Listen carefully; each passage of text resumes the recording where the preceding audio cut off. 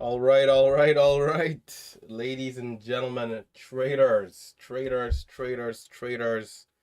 What's up? What's up? Welcome back. Welcome back to another live session. Where is Marcelo? Marcelo not here today. Looks like he's still camping. Camping, brother. Okay, it's late, so I gotta get this going. Watching AUUD, UCAR, and LGVN. Guys, I got some construction going on here today, so I might be in and out. Hopefully not too many times, but just a heads up.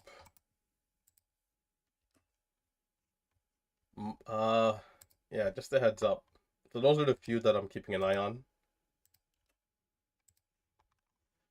AUUD seems to be the hot one right now. Pre-market high checking in at 425. This thing is currently up 187% with 21 million shares of volume. I'm interested in seeing the daily chart, and it looks like we have some room to the 200 EMA on this one. Well, I'm getting two different 200 EMAs. Thinkorswim. Did we have a split? We might have had a split, I think. It's not showing here though, but I think the 200 EMA might be adjusted up to 791. So I'm interested in 791. Let me get rid of some of these previous trend lines. 791. Remove drawing.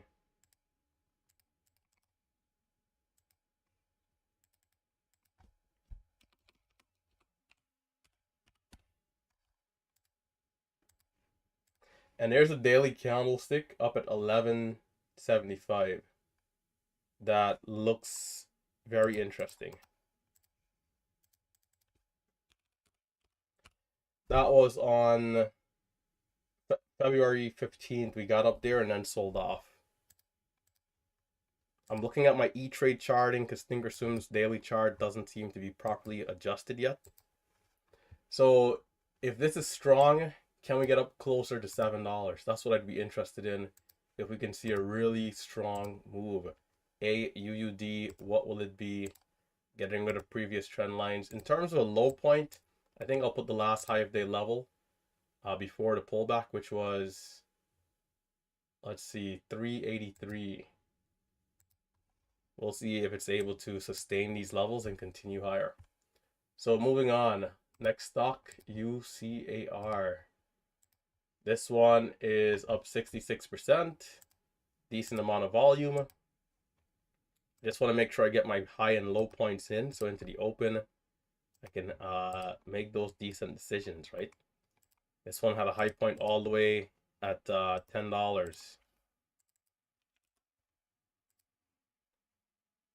The low of the pullback has been around 680, but since then we've bounced back up. We've had around 835, and then even, what's this, about 870 as well. So we'll see how this does. It looks decent. I like this price range. Let's check out the daily chart here quickly.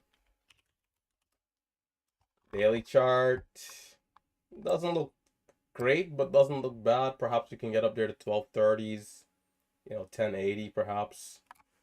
If we were to get back to the pre-market highs, if we get over 1080, I'd like to see 1240. I'm gonna put those two levels.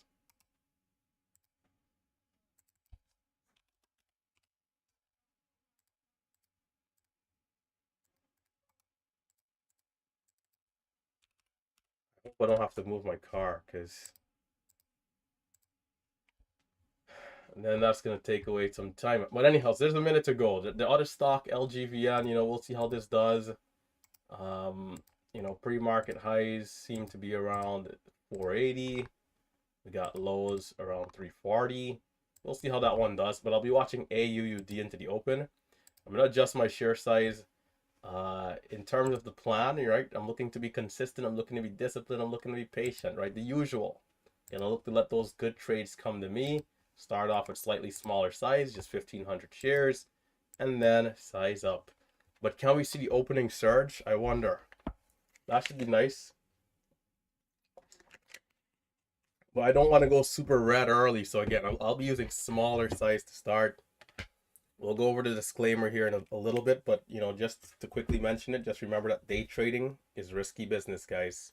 Manage risk out there to the best of your abilities. Remember where you are in your journey and take it slow.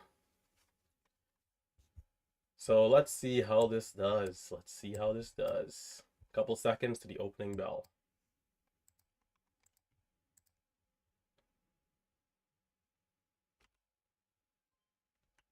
I got a high fill still. It's mayhem. My level 2 is not working. Gosh.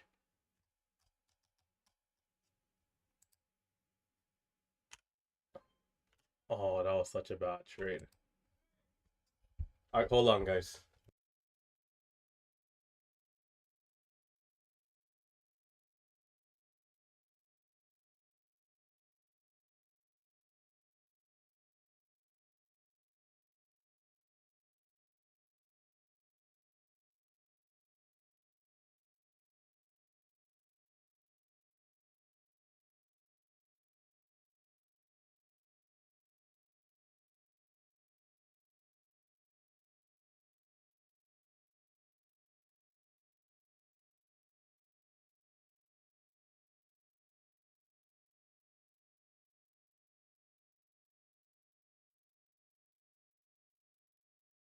Oh, are you kidding me? There's people coming down came to cut down this power line thing.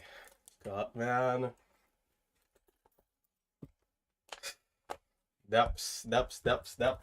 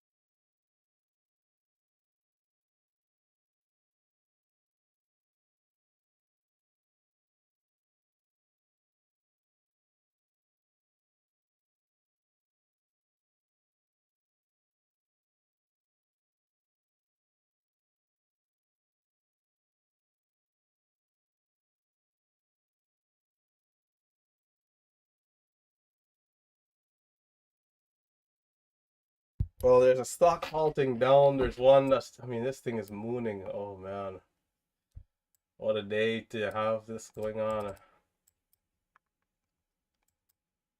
Oh, it's a low 460, high 520. Man,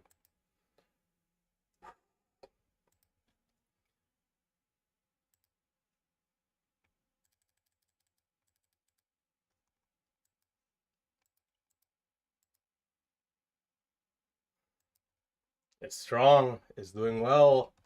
We're at high of day, but a bit of a rejection there. We had 36. It's pretty volatile. There's a lot of volume here, a lot of liquidity. 2 million shares per candle is a lot. So I probably could take size, but I got to be careful.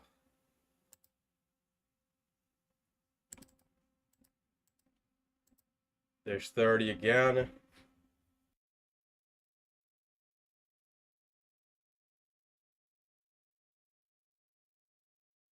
These guys are cutting down, or let's say replacing one of the older poles outside. And then there's also construction on my house. It's a disaster.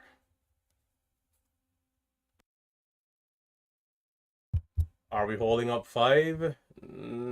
I'll try. Tight stop. Oh, yeah, and it was. Like, I could have held that a little longer. Could have gotten a couple more cents out of that. Can we see 15, 20? Nope, 85 instead. Okay, cool. What's the low? 81? 70? 67?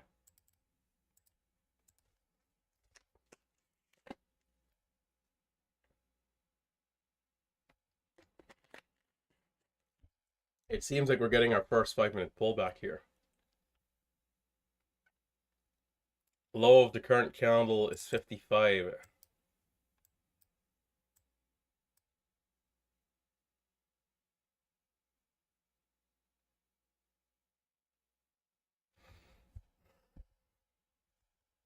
It's a good bounce so far. I gotta get dialed in, man.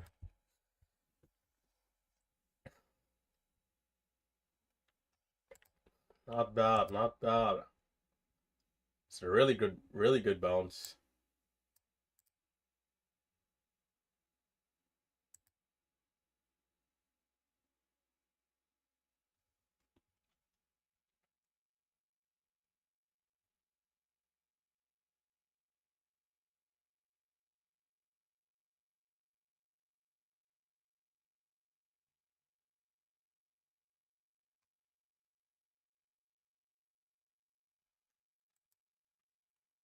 The range is pretty big. So we got 55 by like 536, which is like a massive range here.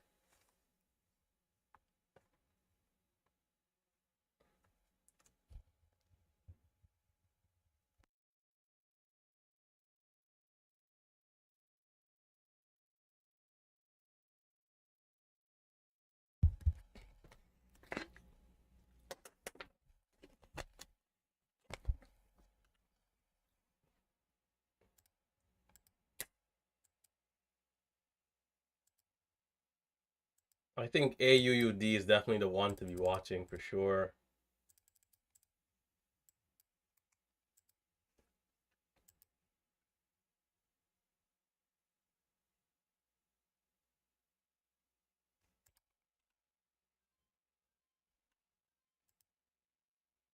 A lot of churn under 510.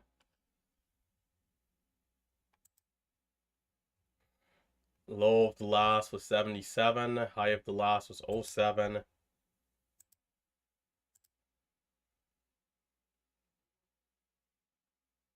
We are decreasing in volume here.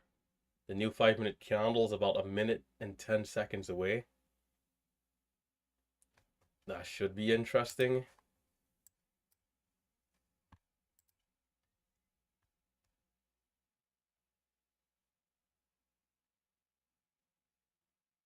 Okay.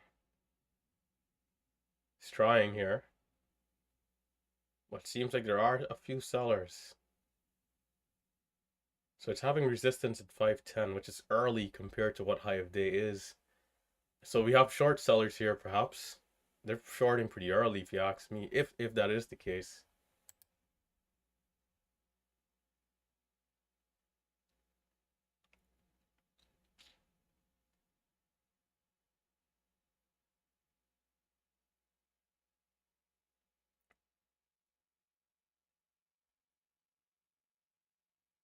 Okay. So far, it's a tight pullback relative to the low, which is good. That's good. That's good. I'll start throwing out some trades here, 1,500 shares, just to kind of like, get my feet wet. And then if I can connect, I'll size up immediately if we get the breakout over the key levels. I did plan to be ultra aggressive today, but maybe we might still get a chance. It just depends. My base size right now is back to 15, just for the time being, until we can gain a rhythm, and then we'll work our way up from there. It's saying the low of that candle was 61. I didn't even see that. Saw 80.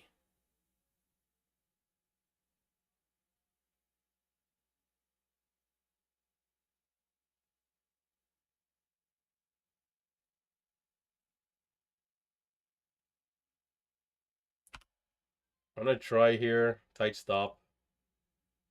Do not take me to the depths. All you do. This is kind of high though, but I'll give it a chance. Let's see what it does if we get back to 510. But I'm willing to get back in if I need to. Doing whatever is necessary. 70. Okay, there's a buyer here, hidden buyer. So can we see that bounce back, or do we still need to go lower? Yes, this case is gonna go lower. Much lower.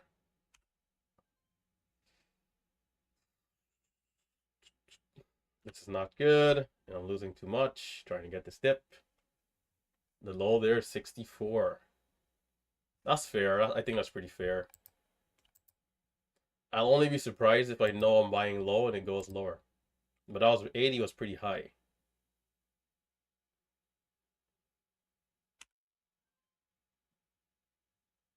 80 was into the moon. Now down here seems a little more appropriate, but the question still remains the same. Will we see a good bounce back?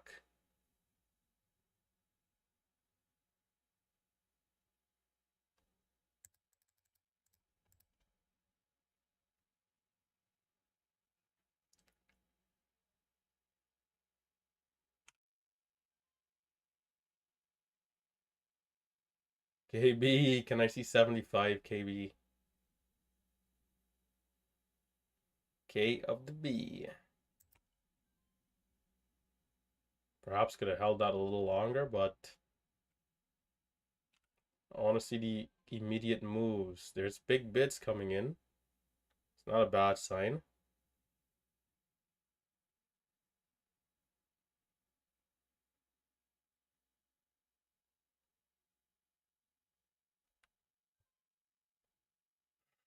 I sold that position too soon there. That was a terrible sell.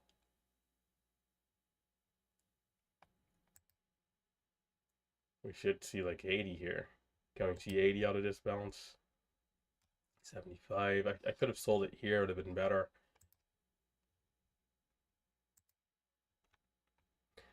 How do we look? It looks decent still. I think if we can hold above 50, it looks good. If it breaks below 50, I don't like it.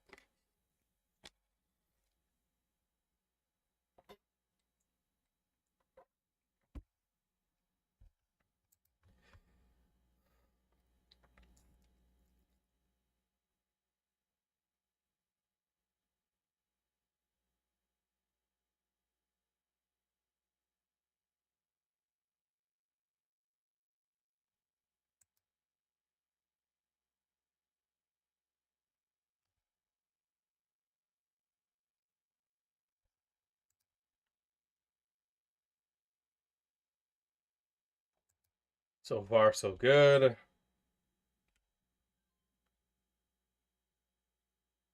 Come on, get over 80. Get over 80 here. Oh wow. Okay, that's good. Didn't expect to see 95. Thought maybe like 84, 83. This is a great red to green here, all things considered. So the longer hold trade from just like 55, 60 area is working out splendidly.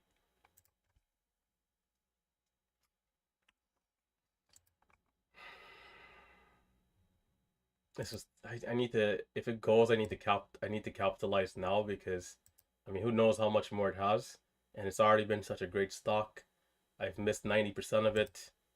Haven't really gotten a good bearings in the last 10%. Gotta get it going. The sooner the better. Oh crap. Look at this thing on my ear. 71.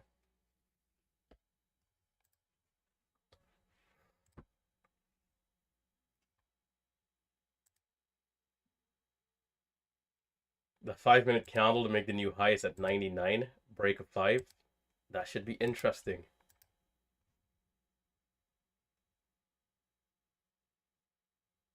And the high was 98. That's a great dip there to 70. I mean, this is such a beautiful stock so far.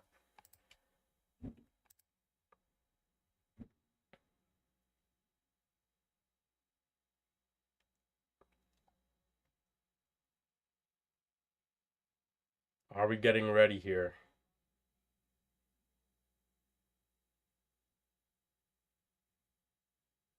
I'll try. Tight stop.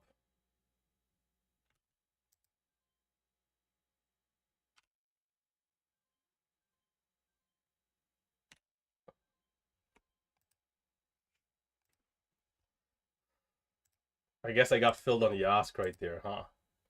10-cent loss, 10,000 shares, not good. Good try, good area.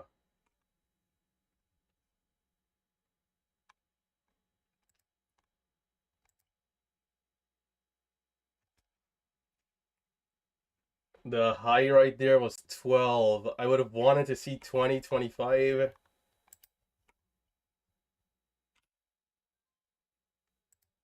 There's 25.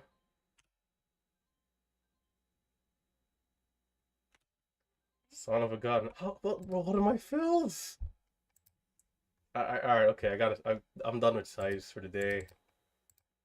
That was a good trade. Even the other trade didn't make sense that I lost as much as I did. Maybe it's too much size. Well, you gotta learn one way or another. Unfortunately, I'm gonna lose 2 grand trying to. I don't know, it seemed pretty liquid to me. I gotta look back at those fills after everything to kind of see what really happened there. 74. This is a rejection off of the highs. It's not looking great. If it gets below 50, and the move is kind of probably done.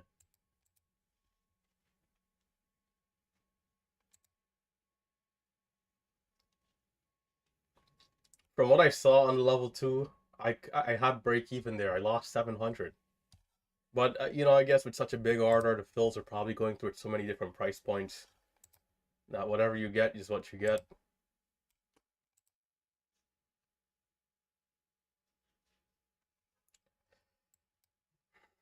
Mm-mm-mm. I'm not upset, just a little disappointed. But this is part of the deal. I would have loved to have my undivided attention here today, but sometimes you're gonna have things that happens. You gotta deal with it, brother. Time. So I'm gonna stick to small size. And then if it does crawl back up, we'll see if we can get something for damage control at this point. But we're not gonna look for a spectacular day here anymore. We're gonna make the adjustment. Adjust expectations. LGVN.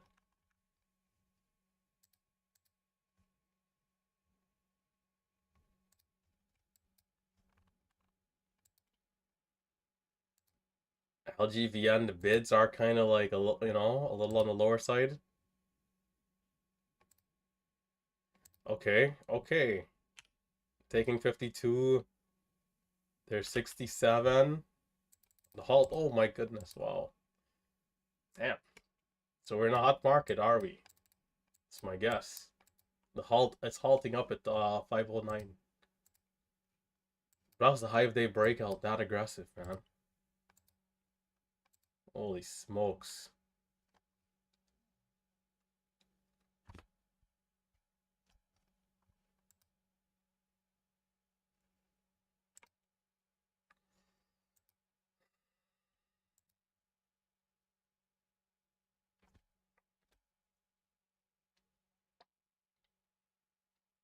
Oh, it's pretty volatile.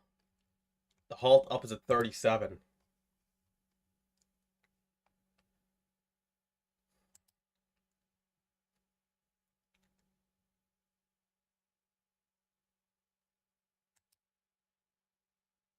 The halt up is at 61.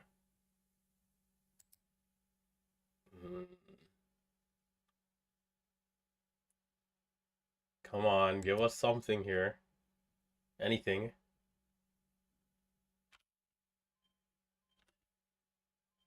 Oh no, that's gonna hold. Tight stop here.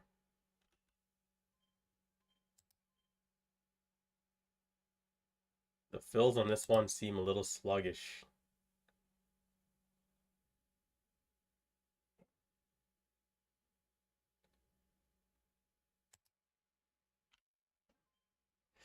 It's a brutal fill, man. It's a brutal fill. Another terrible fill. Goodness. Should have been 10 cents. It's all good. There's a bit of a spread to this one, so you got to be careful with the fills on the ask.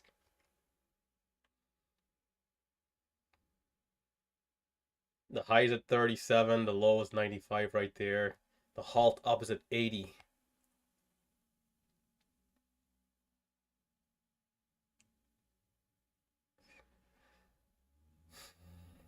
The trade on the other stock where I lost the first like 1K, or maybe more than that, whatever it was, that's the same trade I took Friday, right, with the big size. So you gotta be able to take it when it's the red side of things, right? As long as the stock doesn't flush down $1 a share instantly, I don't mind. Even if it does, I'll just take the loss. I'll just complain a little more and then keep it moving.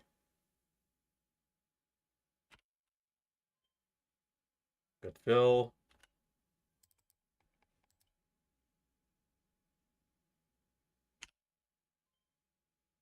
We should be mooning here. It held 22.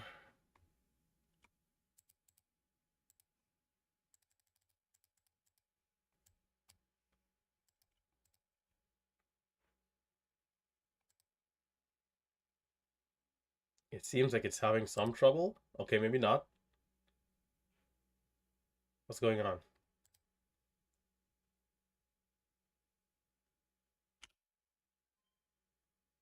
There's a seller 35.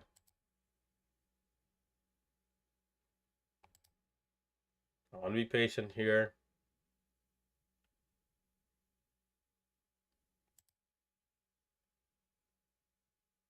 Okay. I expect to move up again.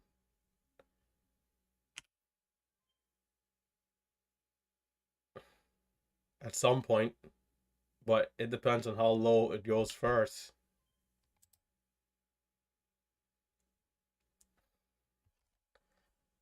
It held up right there.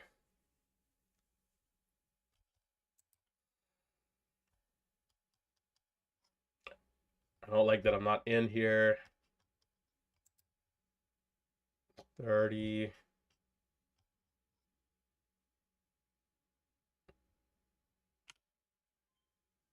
Did not go to the it got filled at 20, man. Come on.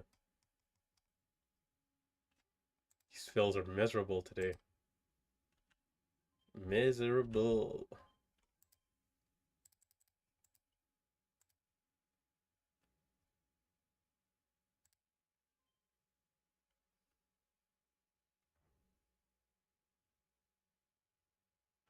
It's like I want to be aggressive on these dips, but it just is not in my best interest right now.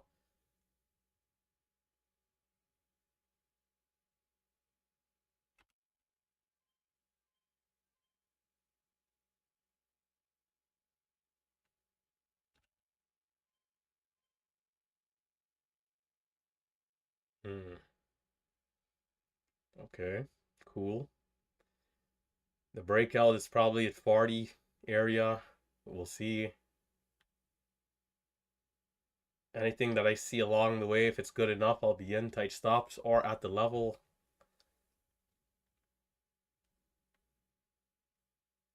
We had 14 for the low of the last. There's a huge spread right here.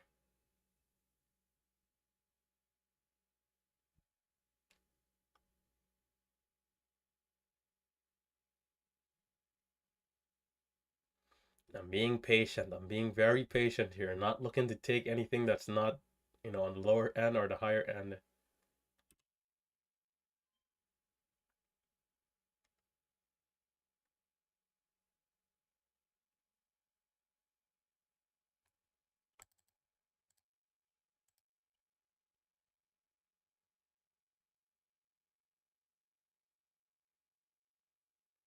Go with what you want.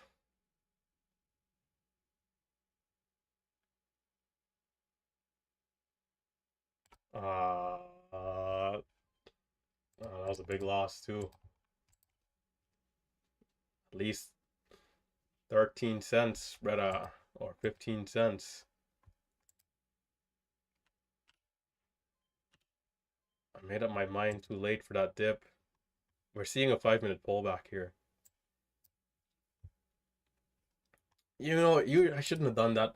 It's always a 50-50 thing. So in my mind, I'm thinking, I'll let it go down a little bit, but I'm expecting it to hold. So it's like if we slingshot, I don't mind. But when I do that, I gotta know, and I do, right? If it doesn't bounce, I'll be taking a bigger loss. But what I was trying not to do was to be out, and then it does hold and bounces quickly, and then I'm not in, and then I miss the move up. Kind of a trade-off. One side of it is missing out on gains, the other side is losing. Kind of chose the aggressive side there. The low 76. I try I try to always be on the conservative side, like the risk first side. So hey, just cut it, don't even lose. If you miss it, so what? But sometimes I kind of get ahead of myself every now and again.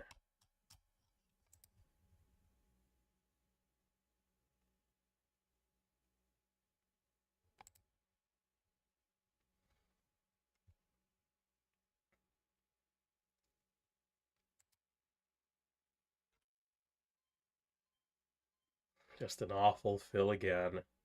Nothing new. Cutting it.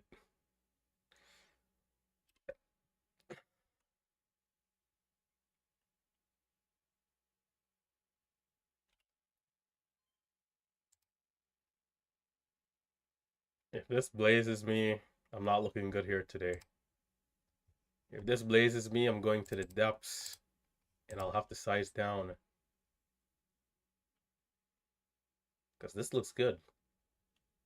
I'm going to give it a chance.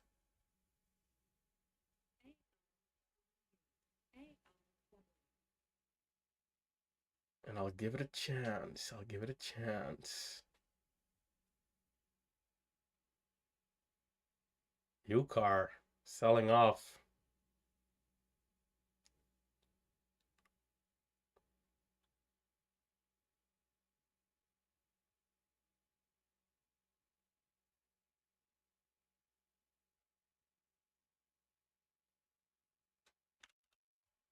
That's exactly what I want to see.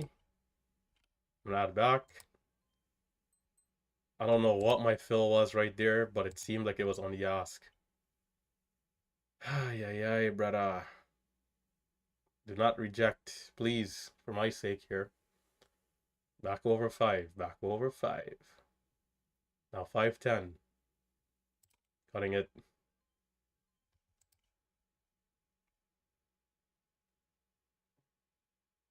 I'm interested in this area, but it needs to get going.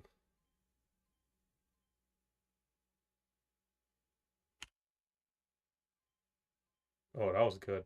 We should rip through. Still nothing. Wow. It might reject here miserably.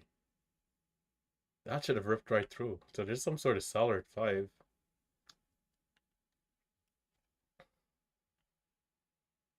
Come on. KB. Where are those bulls, brother? I don't like the fluctuation that we're seeing here. It's not good. I think I'm safe when I'm up 13 cents unrealized, and then the stock is back at my entry point in the blink of an eye. We need to reclaim. Come on. Nope. Depths.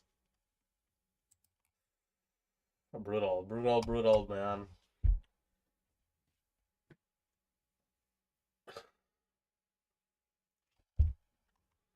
The good news is that it seems like a hot day, so I think I should be able to get back green if something else comes, but bad news is that we missed out so much of the move on AUUD, only to come aggressive in all the wrong places.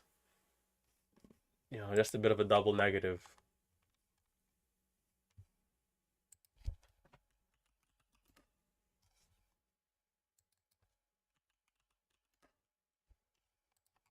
CADL seems to be moving, but the volume, let's see.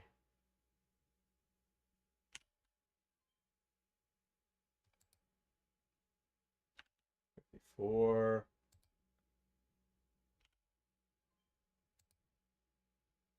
45. It's a brutal drop. Can we see a bounce? 53, 57, 60, 67. That's what I'm talking about. Yes, sir. And it might go over the high. Getting back in.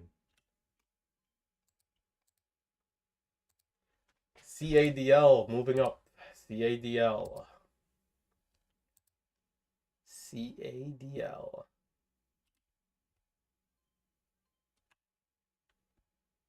Can we bounce again? Or is it to the gallows this time? Oh, I should have held that. 55.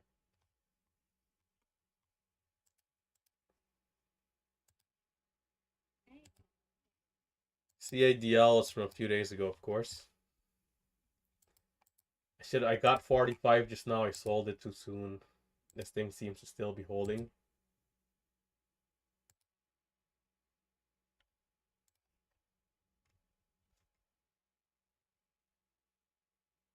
AUUD, I wonder if we get a bit of a red to green there.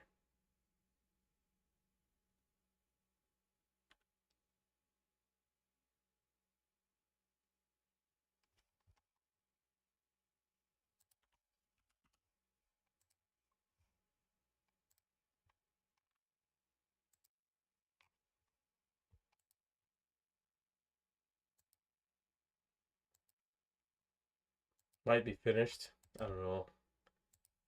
Or it could be. I'll try. Now I got a high fill, but okay. Gotta make up my mind. Are we failing or are we holding? I'm looking to find out here. Small size. Just such a bad fill. Buying. Well, that was my fault though. I took long to buy.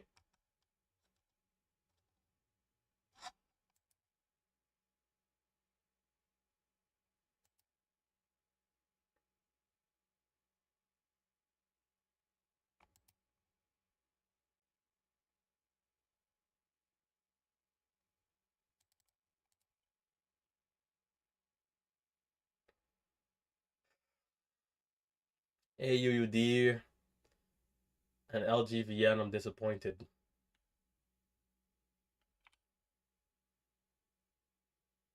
Call it what you want.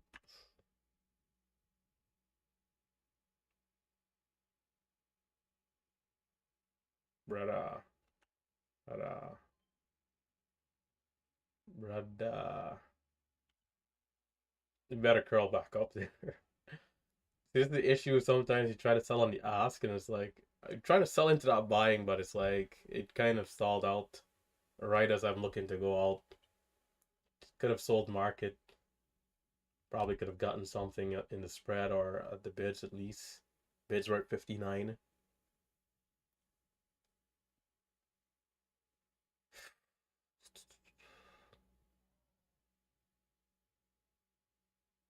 Come on, third tries the charm.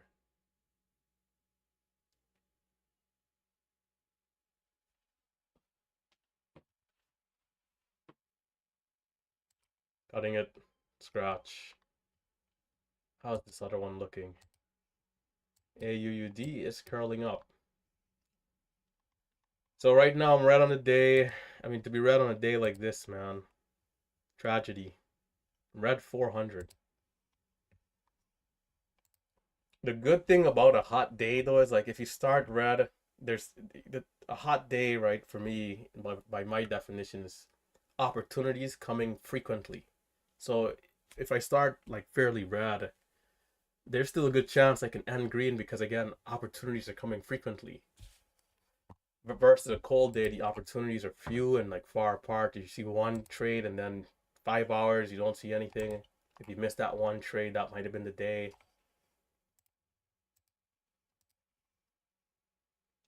I am curious of my fills. So at the end of the stream, I'm gonna review those trades here with the level 2 just to see what happened.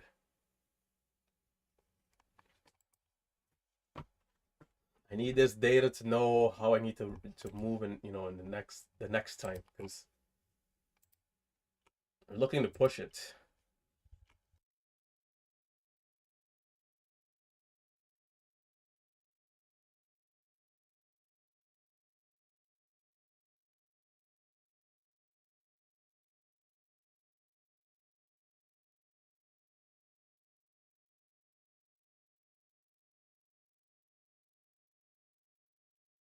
I do apologize about Friday's archive.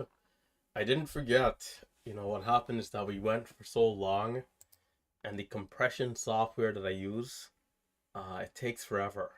And by the time it was finished, I was already out of the office. I had to leave. I had to leave early.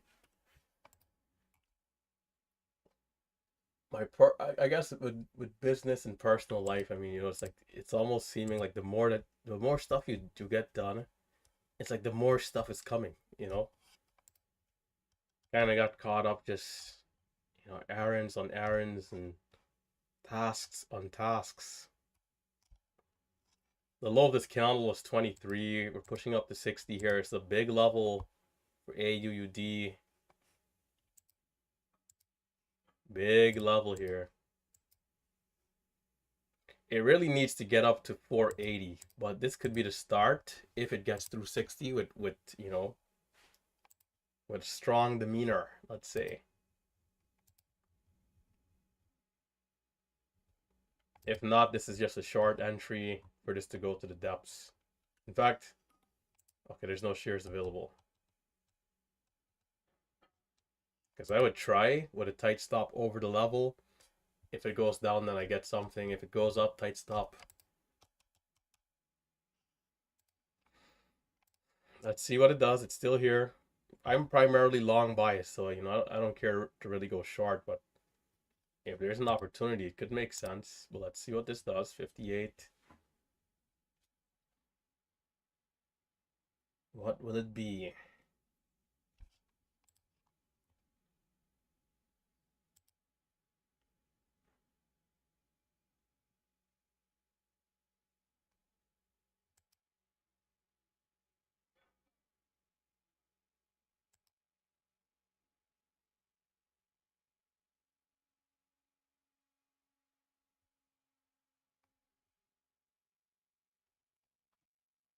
Sometimes I wonder if I need glasses when I stand here, man.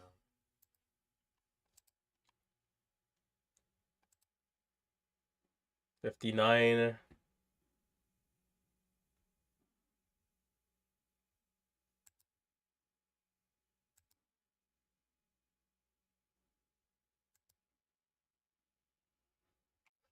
I'm not interested in the 50 area, but you know, I want to see this push through. But if I'm in, I want to be quick with a stop if it's not continuously moving higher because this seems like it can teleport back down. We've seen it with the last two dips actually. So here we go. All right. I'm not in. Maybe I could have been more aggressive.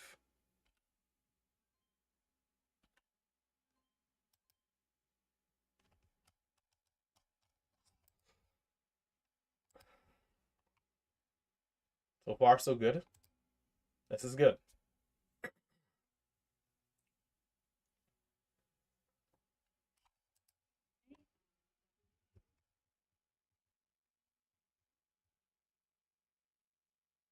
I don't know. I expected more resistance at 60, so I kind of didn't go long immediately. But you know, 10 5 what's that? 15 cents, 10 15 cents so far. There's 20 cents to 80, 30 cents to 90.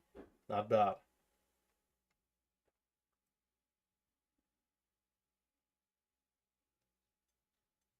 Doesn't like to dip, does it?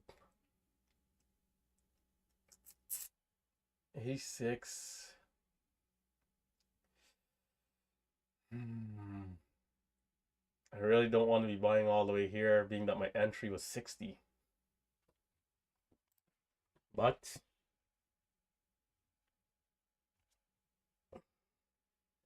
it's moving, but it's like it's also not moving in where I would expect it to move, if that makes sense.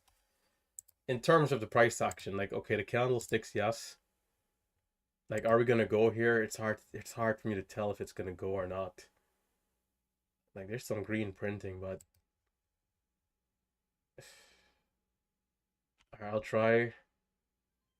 And there's some sellers there. This is what I thought would happen at 60 at last time. So we got some sellers, 30,000, 20,000, 10,000.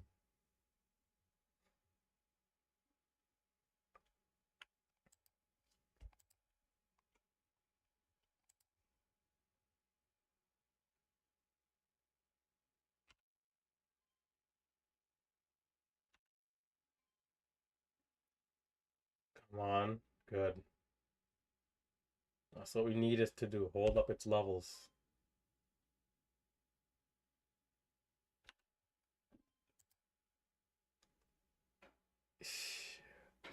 I'm not going to get a chance to be in with any sort of size.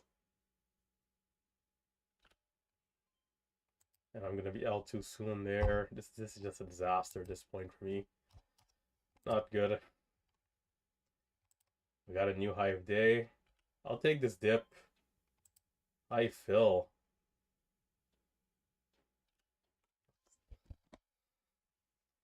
And it's going to fail. Well, I guess from 70 to 80, from 70 to 5, maybe it's too much of a dip, but it seemed reasonable being that we pulled back to 30 first.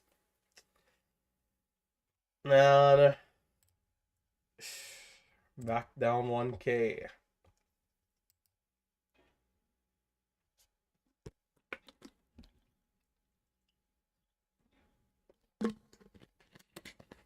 I should have sold it immediately. I was in high. I'm kind of sloppy here on my side. High fills are to be sold immediately.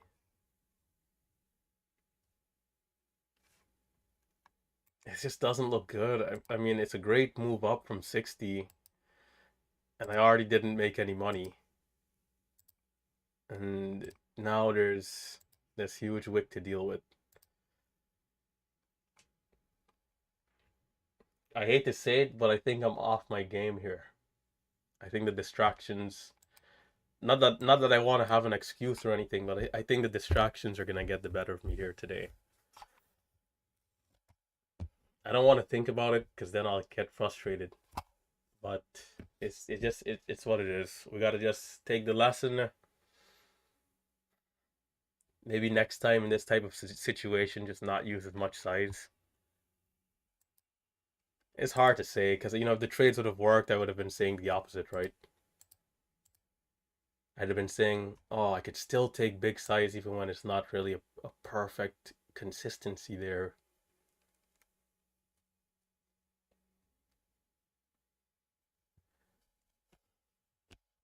It's still a hot day, so there still could be other opportunities, but not capitalizing on that kind of move is not really. It's just not good for us. That was from 460 to 770, $1.10, and we lost money. That's not gonna cut it, brother.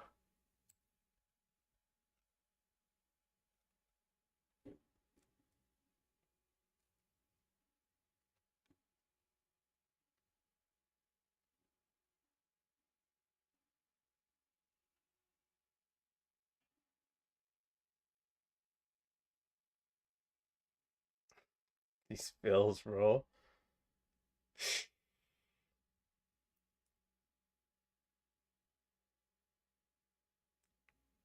This one was better. Well, I gotta see where I was buying though. So it's consolidating again.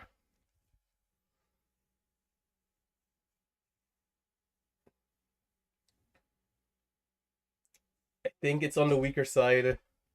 There might be a few smaller opportunities, but I don't know if we got a new hive day again. I'd be surprised.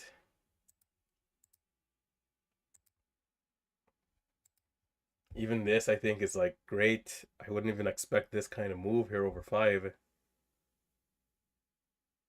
but it's giving it.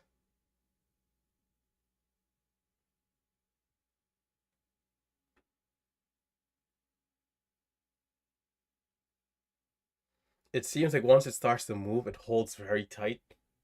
Then it goes. I'll try for 504 here. Couple cents. If it gets over hive day, it means business. But right now, I have no confidence in the stock at all. So even if it does go to hive day, I'm probably not going to capitalize. Not to be a pessimist, but I just don't see it happening. But we'll see. This is the stock market. It can be rational. Will short sellers get caught off guard here? I'm gonna just be reactive, and we'll see what it does.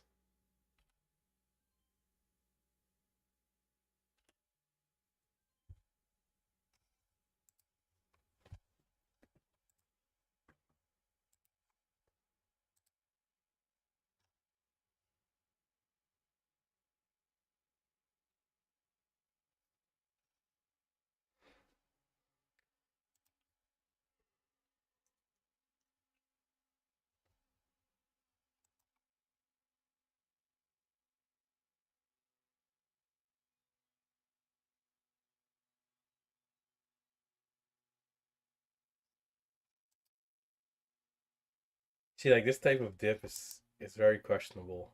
It's gonna hold.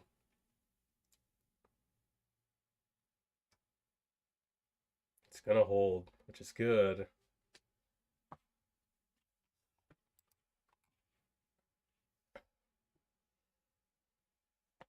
This is definitely one to just, if I think if I was to do well, just straight price action and not to be worrying too much about the chart. Almost like, micromanaging.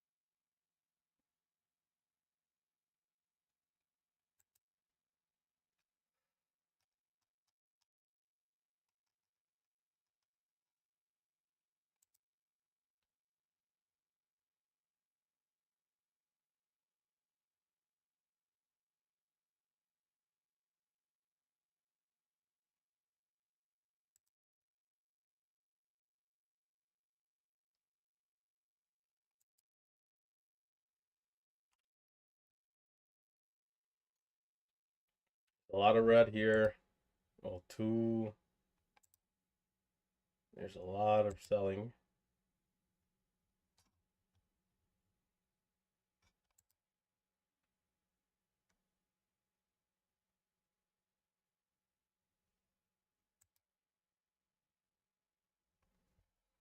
This is what I thought would happen the first time, but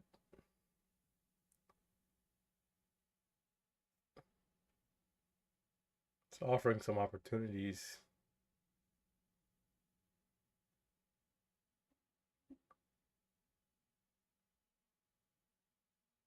At this point, I'd rather trade a different stock though. If there's a fresh stock, I wouldn't mind switching gears. This one is good, but it's messy.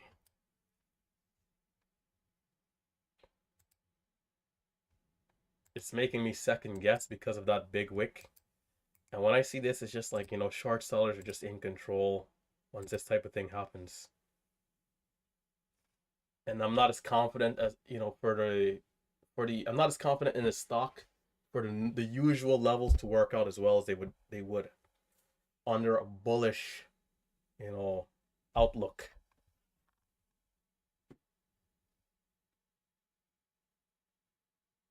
And you can even say this one is kind of bucking the trend a little bit, like despite being like this, still bouncing at some level, still curling back up at some areas.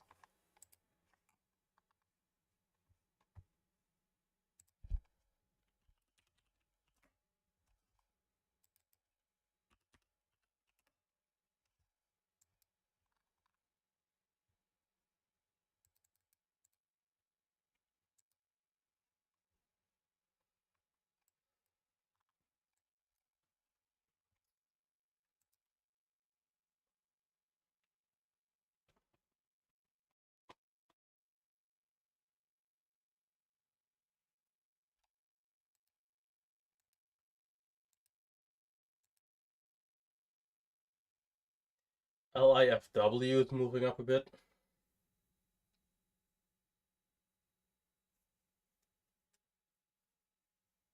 How far is it gonna go?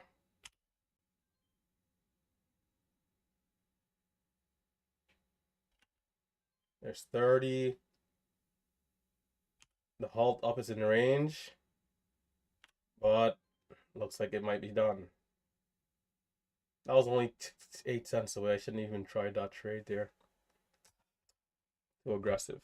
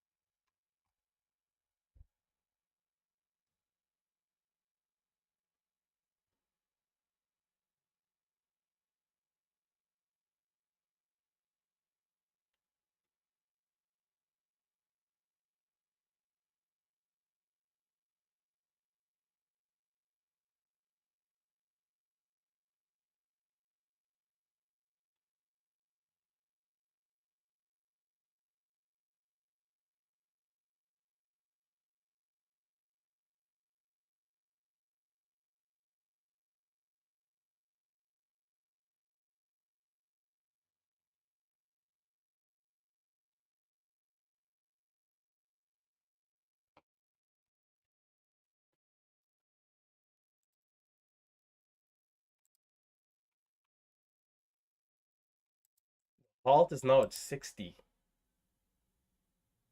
on this one.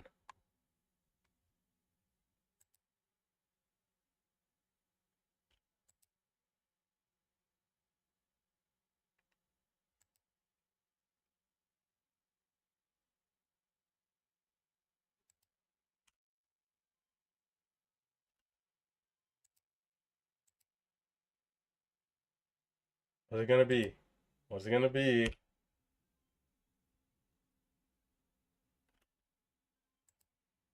I'll try again if he wants to keep going.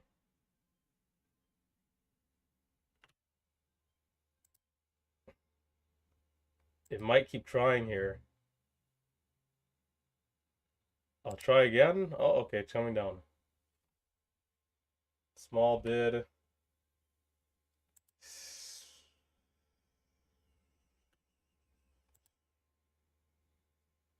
Somebody's like buying this, somebody big. It's not even dipping, it's just going. The halt is at 71.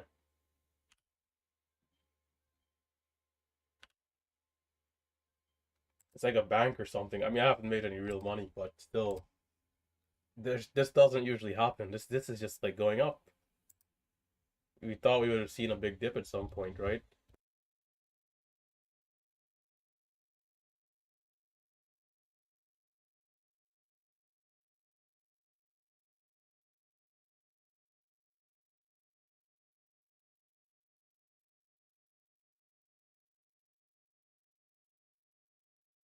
This makes sense. It had to come some point. Where's the bottom gonna be though is a question. I'll try right here. I'm just throwing out shares to see. Have no idea.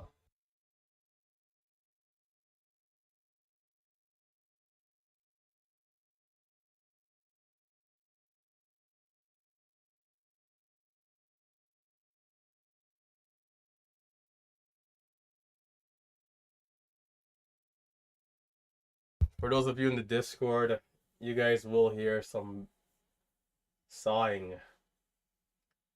These guys are cutting down a wall or something near.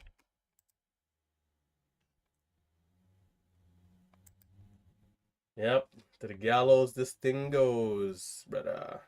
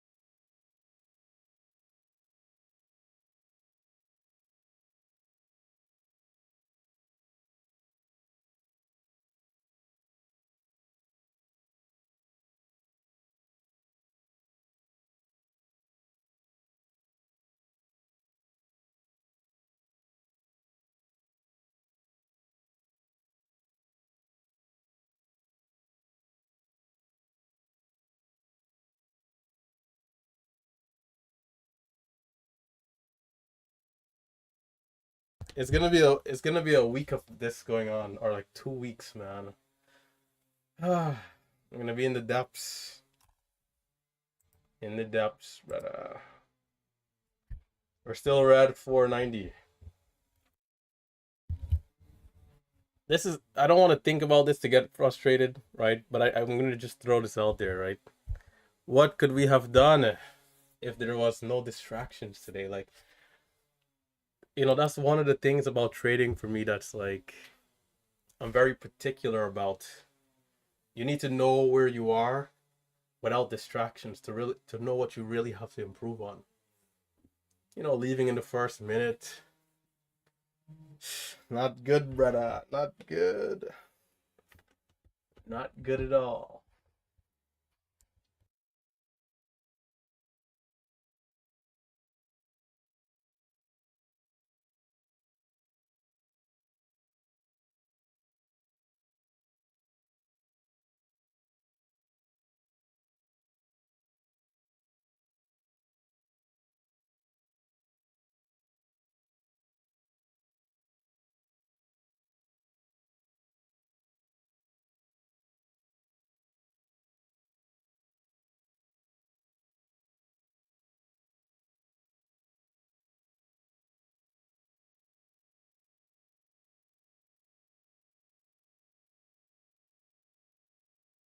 This thing could give a bounce over 26.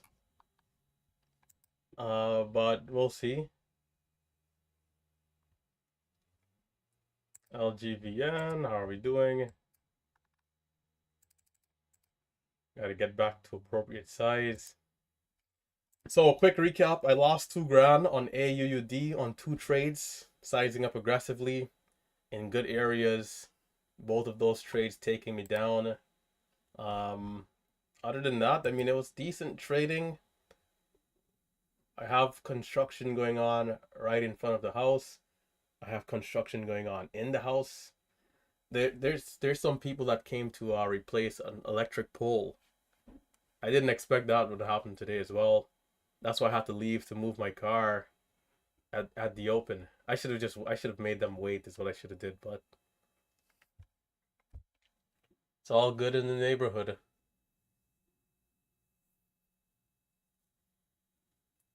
All good, brother. Well, we did miss the opening surge on AUUD. My level 2 at the open remains a problem, man. It just it doesn't work well a lot of the times in the first minute. And sometimes it can cost you, to miss a few entries. The trade that I did take, I literally had to look away from the bid and the ask and just watch it the tape only, which I never do. I always watch it if I'm looking to go long. I want there to be a tight spread. I'm primarily watching at the ask, and I'm looking for the green in the side of my eye on the tape. So when the bid and the ask are inverted or the bid and the ask price are not updating, I'm just looking at the tape and hoping, to see the number keep going higher as a little bit of green prints in the area. Versus, okay, seeing that the ask price didn't go higher if it's working normally, it's just way better and quicker for me to tell what's happening to make a decision. So it's like it could work, but it's like you're going in kind of blind. It's a great level 2, but it seems like in that first minute, sometimes there's just some issues with the data.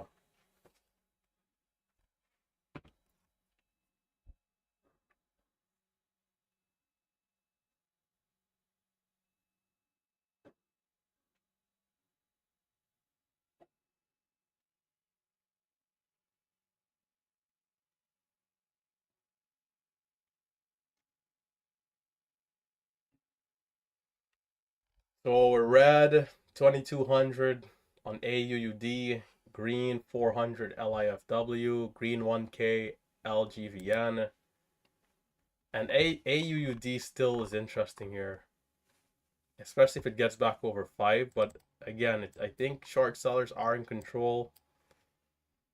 I wouldn't want to get married to it. If I get a good trade or two, I'd want to just take it off and just lock it in. And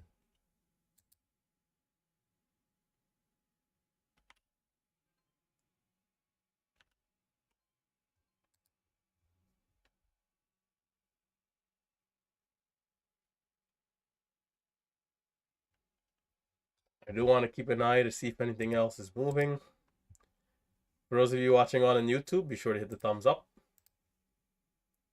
Hope everyone here in the Discord and the YouTube channel is doing all right, having a disciplined day above all else.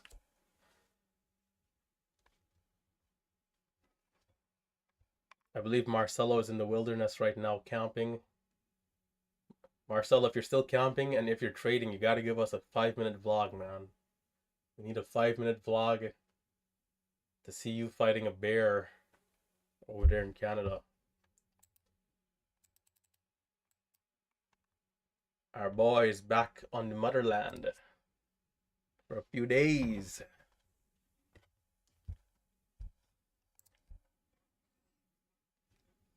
5-minute vlog of the wilderness. And I'll give you guys a 3-minute vlog of this house in chaos. The chaos of the downstairs. So let's see what this thing does. If it does get back over 5, could be interesting, but we'll have to wait and see. I got to do a wider rotation ANL, UCAR. I got to check out all these different stocks. Make sure nothing else is moving up. This UCAR is interesting, actually. This looks, see how this looks? This is the type of stock that makes a red to green. Not guaranteed, but of course, has potential. AUUD is also like a similar chart. And it's getting closer to 5 here. There's 493.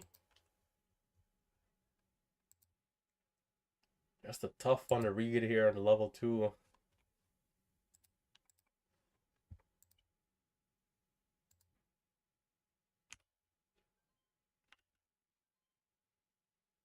Can we keep going?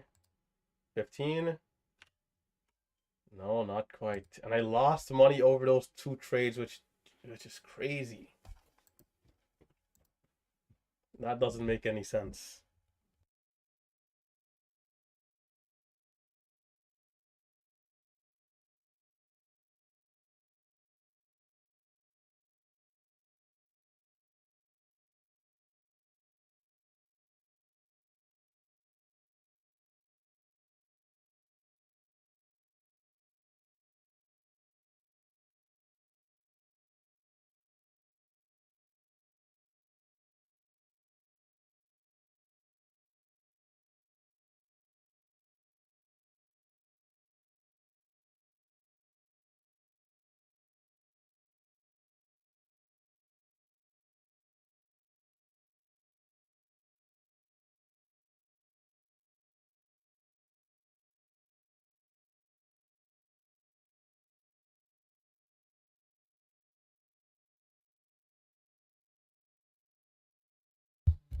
If I go down to like down 2,500 on this stock, I'm gonna stop trading it because at that point nothing I'm doing here is working, and I'm just digging a deeper hole for myself. It's just so strange that it's moving well and I'm like just not able to do anything.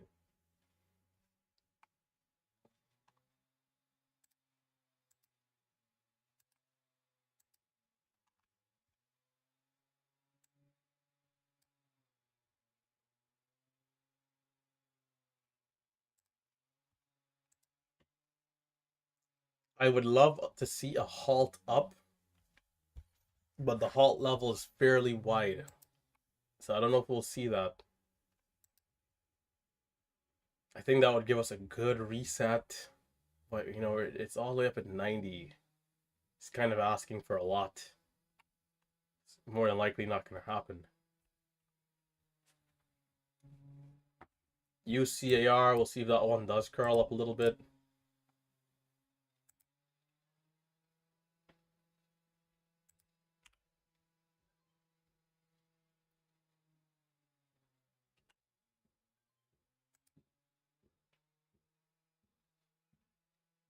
Scratch trades.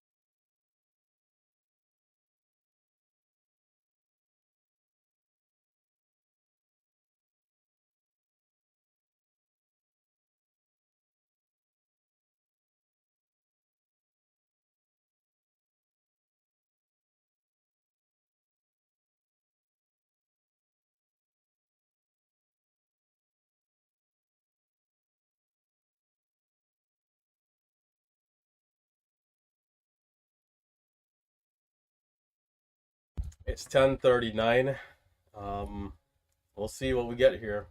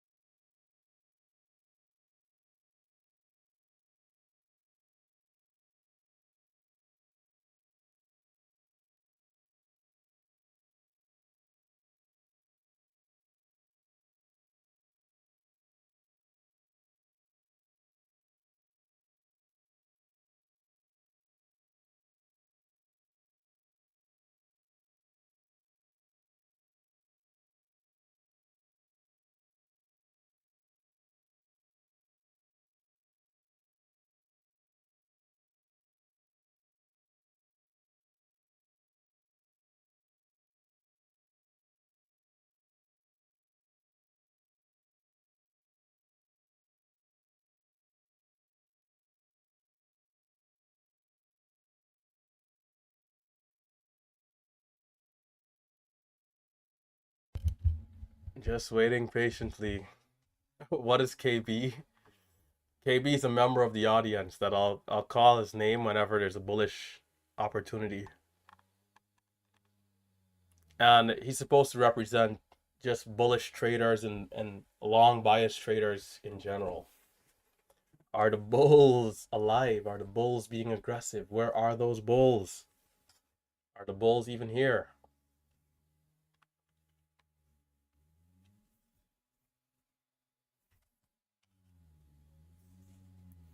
The colored in the bid slash ask on level 2 indicates filled. Well, on the time and sales, green represents buying at or above the ask price. Red, buying at or below the bid price. White is like orders in between, market orders, stuff like that, midpoint orders.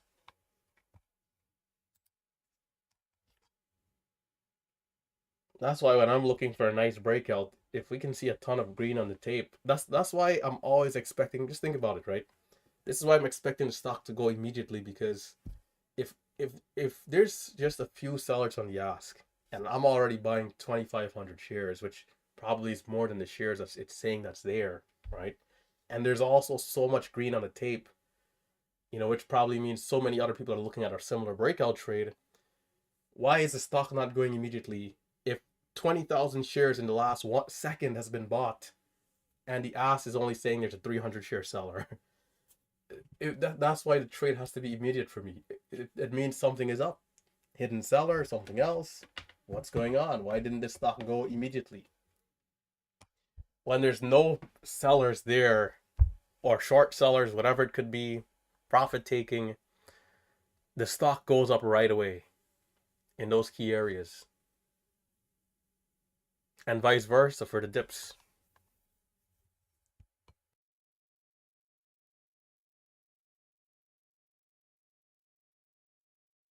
So every time I hit the buy button, I'm buying in an area where I think there should be an uptrending move, because I'm not going short. It's rare that I go short. Every time I hit the buy button, I'm thinking there should be some sort of uptrending move. And with how I'm hyper scalping, I'm expecting to see these moves over the next second, 2, 3, 4, 5, 10 seconds.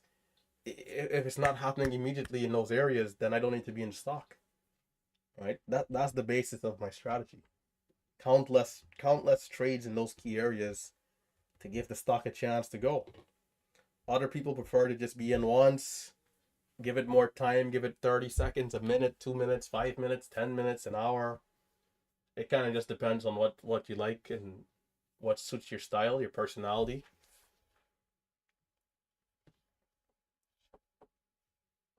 Some people will argue for us that we'll be out before the stock really gives the real move. Hey, you might as well hold longer, get the bigger picture move, right? That's what some people will argue versus us. And what we could say versus them is, hey, like, half the times you're in looking for that bigger picture move, the stock fails miserably, and you didn't get a chance to take any sort of profits. It just comes down to what you want to do, right?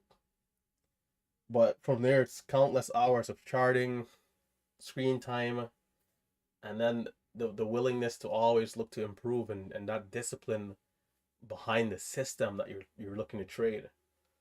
Understanding it and looking to just stay firm. You got to stay firm and not deviate. If you're doing this, like, some people are good at like separating strategies.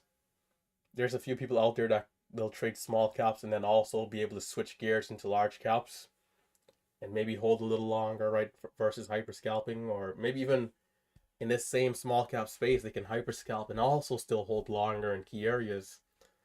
But you gotta whatever you're doing, you gotta be disciplined towards it, or else it's not gonna work, right?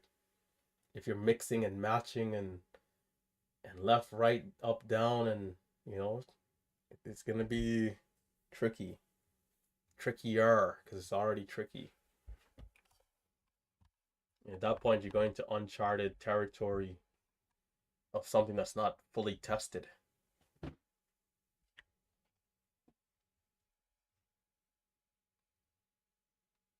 There are no excuses. Trading like a robot, not like a human. Done. Thanks, everyone. 1 minute trader, getting it done and locking it in. That's what's up.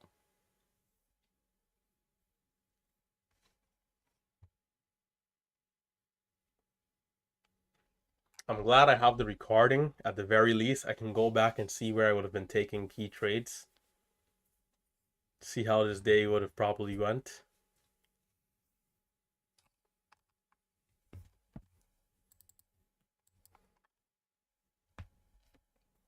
It's 10:47. Nothing is really moving as of right now. Not seeing anything hitting the scans. Not seeing any call outs from the Discord or YouTube chat. Can still do my due diligence here and rotate through LGVN, CALD, or CADL rather.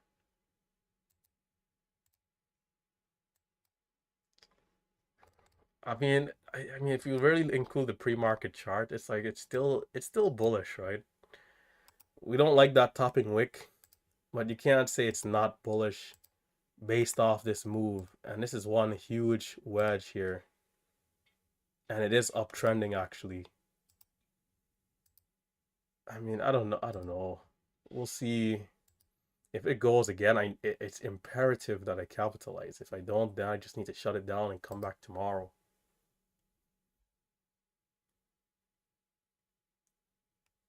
I would, if it goes, what I would want is a slower move. I would want a slow grind up to the highs and then an eruption versus break of 20 eruption. I think that leaves too much room for a false breakout. If it grinds up a little bit slowly and then once it gets up to like 50, 60, then it takes off. I think that might be better. Then we see 6. If it gets halted up at like 6:30 at that point would be great. But even if not, if it pulls back, can we hold up something like the $0.50 at that point? Or I mean, what was the first high of the like 5:30? Yeah, even if we hold up like 5:40, 5:50, I'm kind of imagining ways in which it could go if it does. I mean, there's so many different variables, but I mean, if it goes immediately, the main thing is for it to not to fail like what we had back here. This is a brutal candlestick.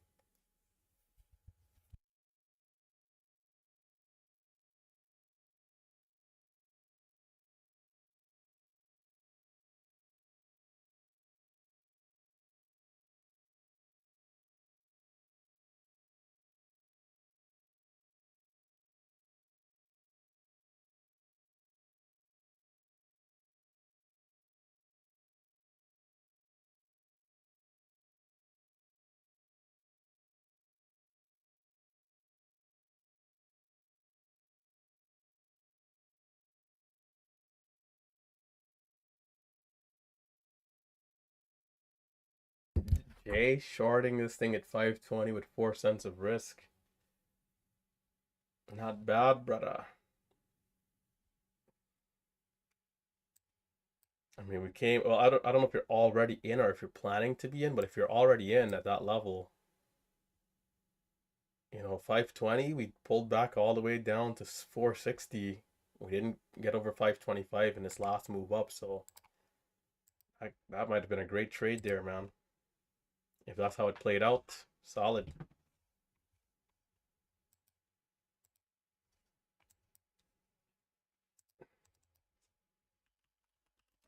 Yeah, CADL is moving back up. I'm getting a headache. I'm wondering if it's like this fumes and stuff, man. I cracked this window. It shouldn't be. Maybe it's just maybe something else.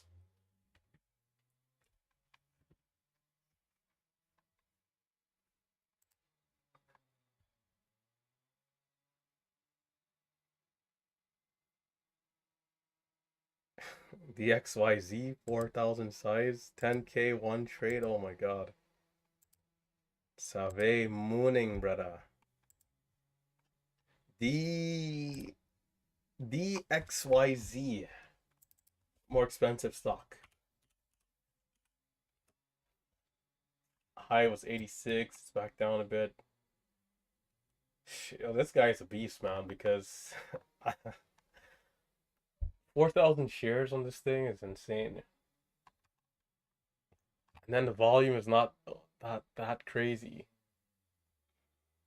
Oh my gosh, that's brave soul, man. I can't stomach that type of trade. I don't even know if I could afford that type of trade. DXYZ.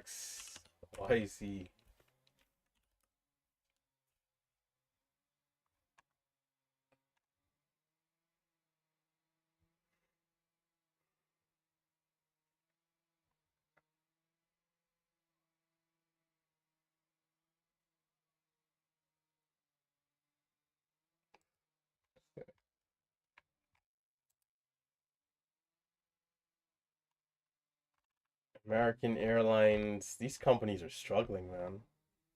How's the Carnival? These travel. I think the hotels have bounced back nicely.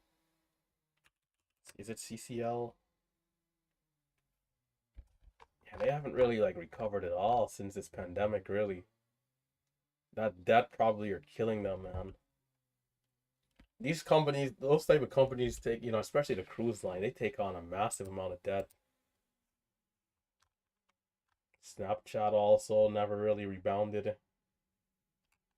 Yes, depths. Meta, on the other hand, did well. I mean, they're doing really well. Because there was so much concerns that the metaverse was a waste of time and all this stuff, and then they started cutting cost, and not sure if they kind of changed out the mission statement, but from $100 to $500. I heard also Dell did pretty well this year. Dell, one of those companies that did well. Maybe kind of just off the Nvidia, and probably had some good earnings and stuff like that too. But this week we got data coming out again, and then I think was it Wednesday CPI, and then there's supposed to be earnings Wednesday, Thursday, Friday for some of the banks. We'll see how things go. Some people have been expecting a bit of a slowdown, but the SPY is kind of just still doing its thing. The fight against inflation seems to be working for now. I mean, it's just so crazy. I remember the day the market was halting down. There was like 20 of us inside the Discord talking, and a lot of people were saying like, yeah, they have cash on the side, just kind of waiting to see. Look, hindsight is 2020, but those days like that were like the best days to buy. Like that day was literally this red candle. I pull this on full screen. that day, I mean, I remember there's like pre-market trader in there. There's so many people. The market was halting down, the entire market, and it was like one of these days right here. Full on pandemic. Trump comes out. There's going to be a vaccine. There should be a V-shaped recovery. He literally said that in the conference, V-shaped recovery. And then it was a V-shaped recovery. See, the thing is with this stuff is that you need to have money. The first thing is that if you don't have money, well, good luck, right? You're not going to really be able to capitalize the opportunity. You got to have a lot of cash, like just, available, which some people did at that time, right? Some people in the Discord did say, hey, yeah, I'm just kind of waiting. And I mean, if they did go along in any of this area here, I mean, was it almost like 200% since then? Spy? Brother. Astor had nothing but 5 grand, I think. And I still didn't buy. I didn't buy in this area. I can't remember. Like, there's some other catalyst at that time. Like, you know, so much fear everywhere.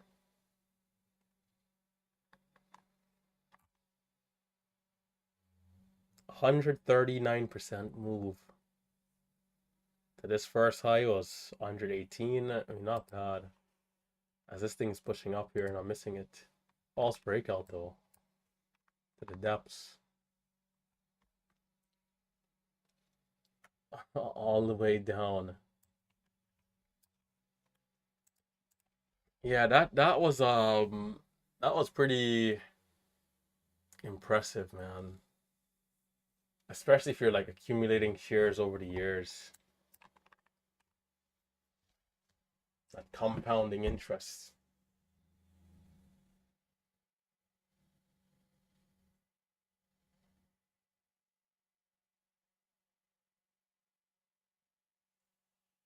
One of these days I gotta do the math to see if I did put in that 5 grand and maybe like bought small chunks along the way, what it could have been. But for sure, if you're like a big timer, you got a good amount of cash.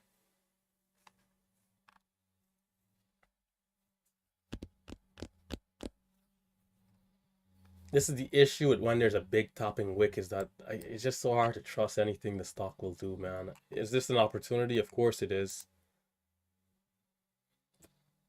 But to the depths. There's no way for me to capture those types of moves. I'm not watching this stock anywhere in that area. I'm not interested in trades down there. Like watching this at 2 minutes before, let's say 2 minutes before this big move up, there's no way for me to tell that the stock is gonna go right there. It's just too much of a wild spot. I would have been having to buy for a regular price action move over that level, thinking 5 cents, 10 cents, and it just go 40 cents instantly. Is the only way for me to capture that kind of breakout.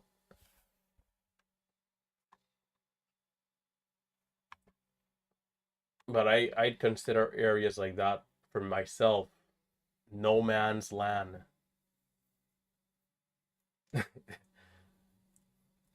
Going back to my gaming days, there's like some maps on these games called like Wasteland, like Depths Land, Depthsville, Gallows Town. But and there's someone in the Discord in at 80, out at 90 for a good trade. So there's still an opportunity there if you're in quick enough before the move down.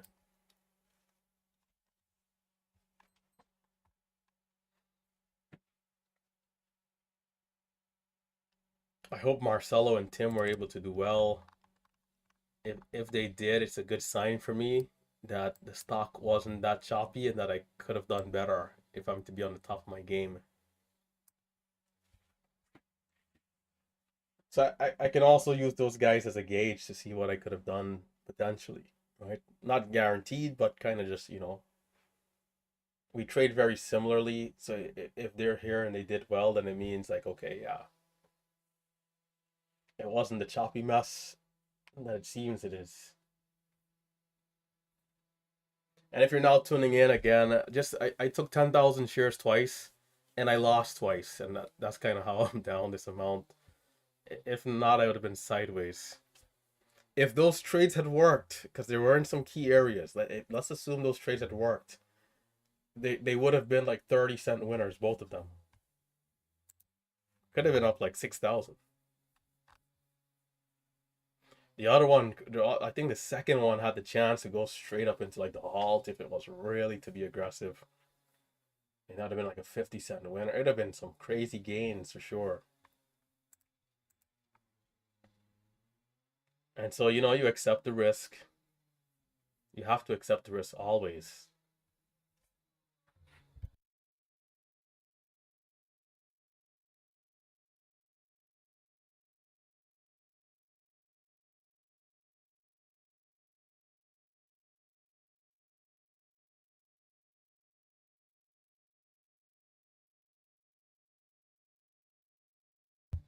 Kitty lost 1K on the drop there. Checking the Discord.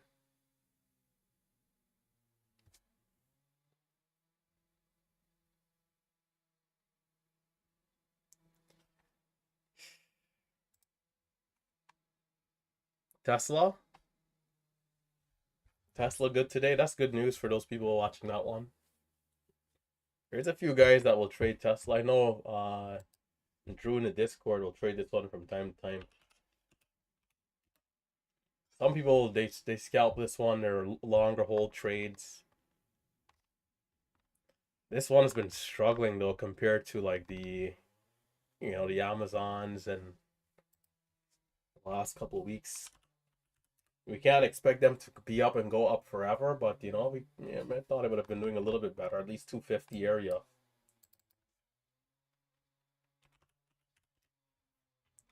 Amazon, good recovery. We saw Meta,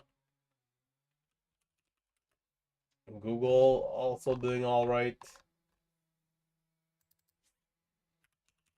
How's Netflix?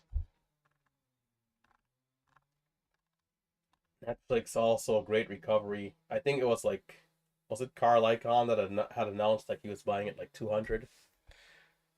And these guys they have the information and the vision. CADL. All right, time to get back in gear. CADL. All right, yeah, this should be good. This is good. This is good. This is a good spot for the stock. Time to lock in.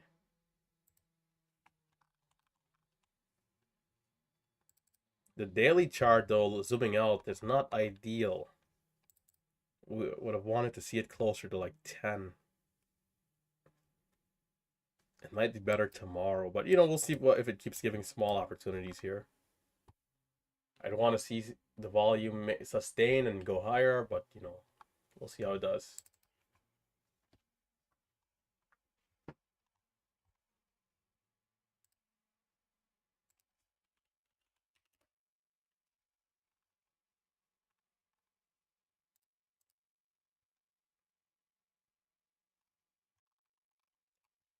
This is the kind of day where I think we should see something in Power Hour. We've been seeing Power Hour do well.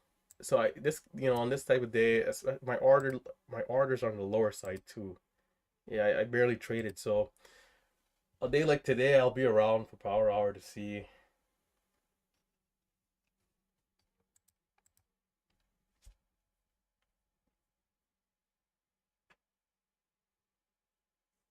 The eclipse, man. I don't got the eclipse. I guess I could look out my window and check it out, but I mean, I don't really care to like, you know, watch stuff like that.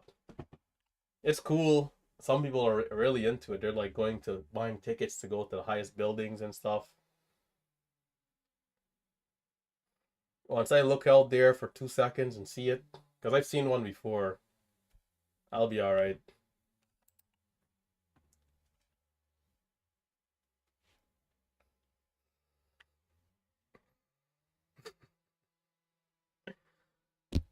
These guys on Wall Street, man, I don't think they're gonna care about that eclipse, man. They want to see the bulls eclipsing the short sellers. No, but not to be like, insensitive or anything. Some people definitely are into it, and that's cool. And if you are, you gotta do you're only living this life one time. If it's something that you want to see and you're interested in it, then you know if you have the glass, I think there's like some glasses that were going around. You get the eclipse glasses, and even if it means setting up a nice chair in your backyard or a hammock, you know, you got to go enjoy yourself. But the pastor, I don't want to be gazing at the sun, brother. I want to be gazing at the level 2 price action, salvaging this disaster of a day.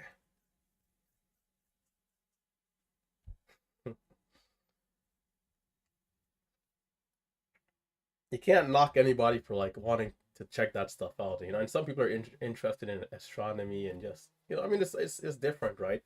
In some areas, if you're in the correct zone, they say like the sky is gonna get completely dark. I mean, it's gonna be something, right, for sure.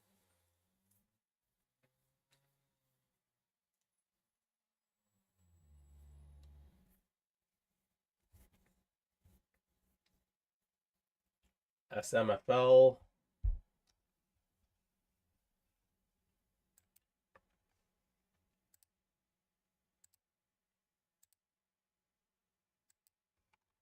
LGVN. I wonder if we can get a red to green there too. SMFL, CADL seems to be a little on the softer side.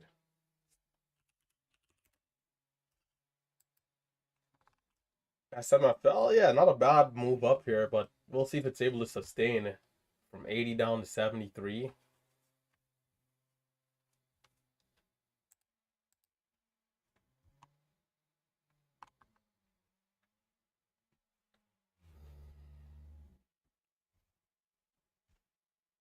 90% coverage in New York. So there might just be like a small crescent area that's sticking out of the sun. It's supposed to be around, I think, 2 p.m., 3 p.m. range.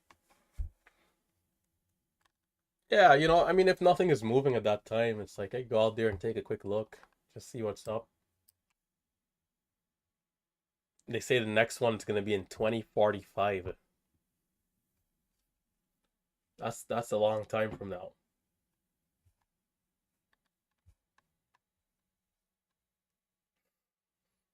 BT says RT sees the moon every day, starting at 9:30 a.m. Yeah, I'm in New York area here.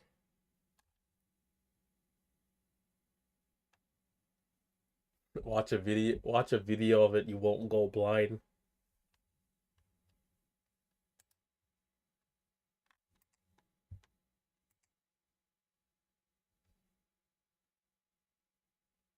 It's rant o'clock. Indeed it is. Flat earther, flat earther.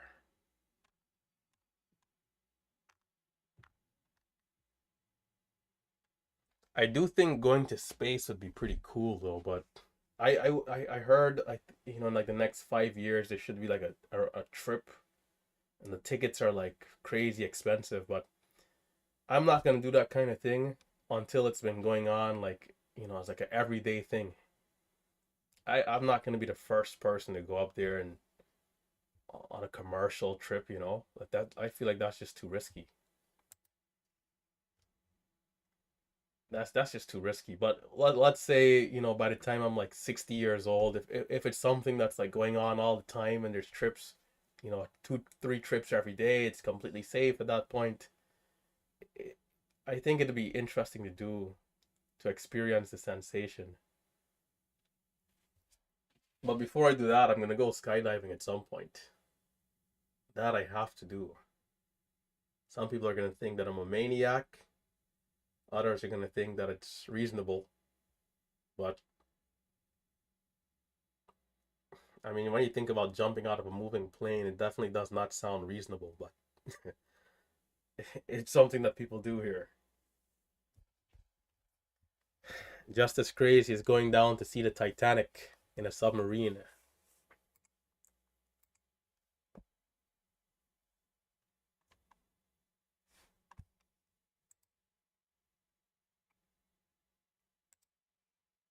UCAR breaking down. Probably not going to get a red to green there. LGVN. Hopefully we can see one here. We're definitely huge bear flagging right now. I'd want to see us get to the upside of this area and then break over VWAP, curl back up like that.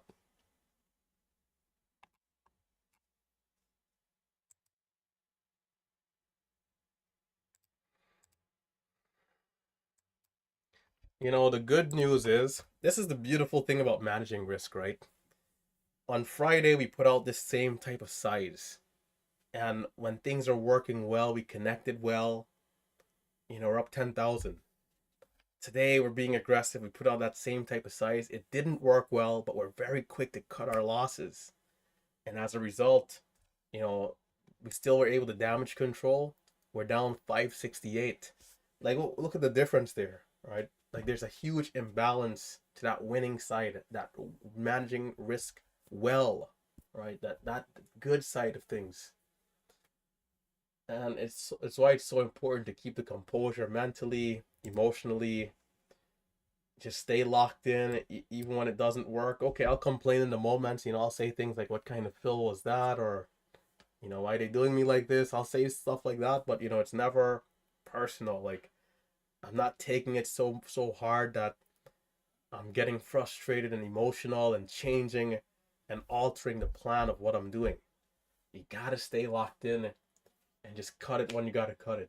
And you know, you can give yourself a good chance. Not saying that it's gonna be easy to do, right? But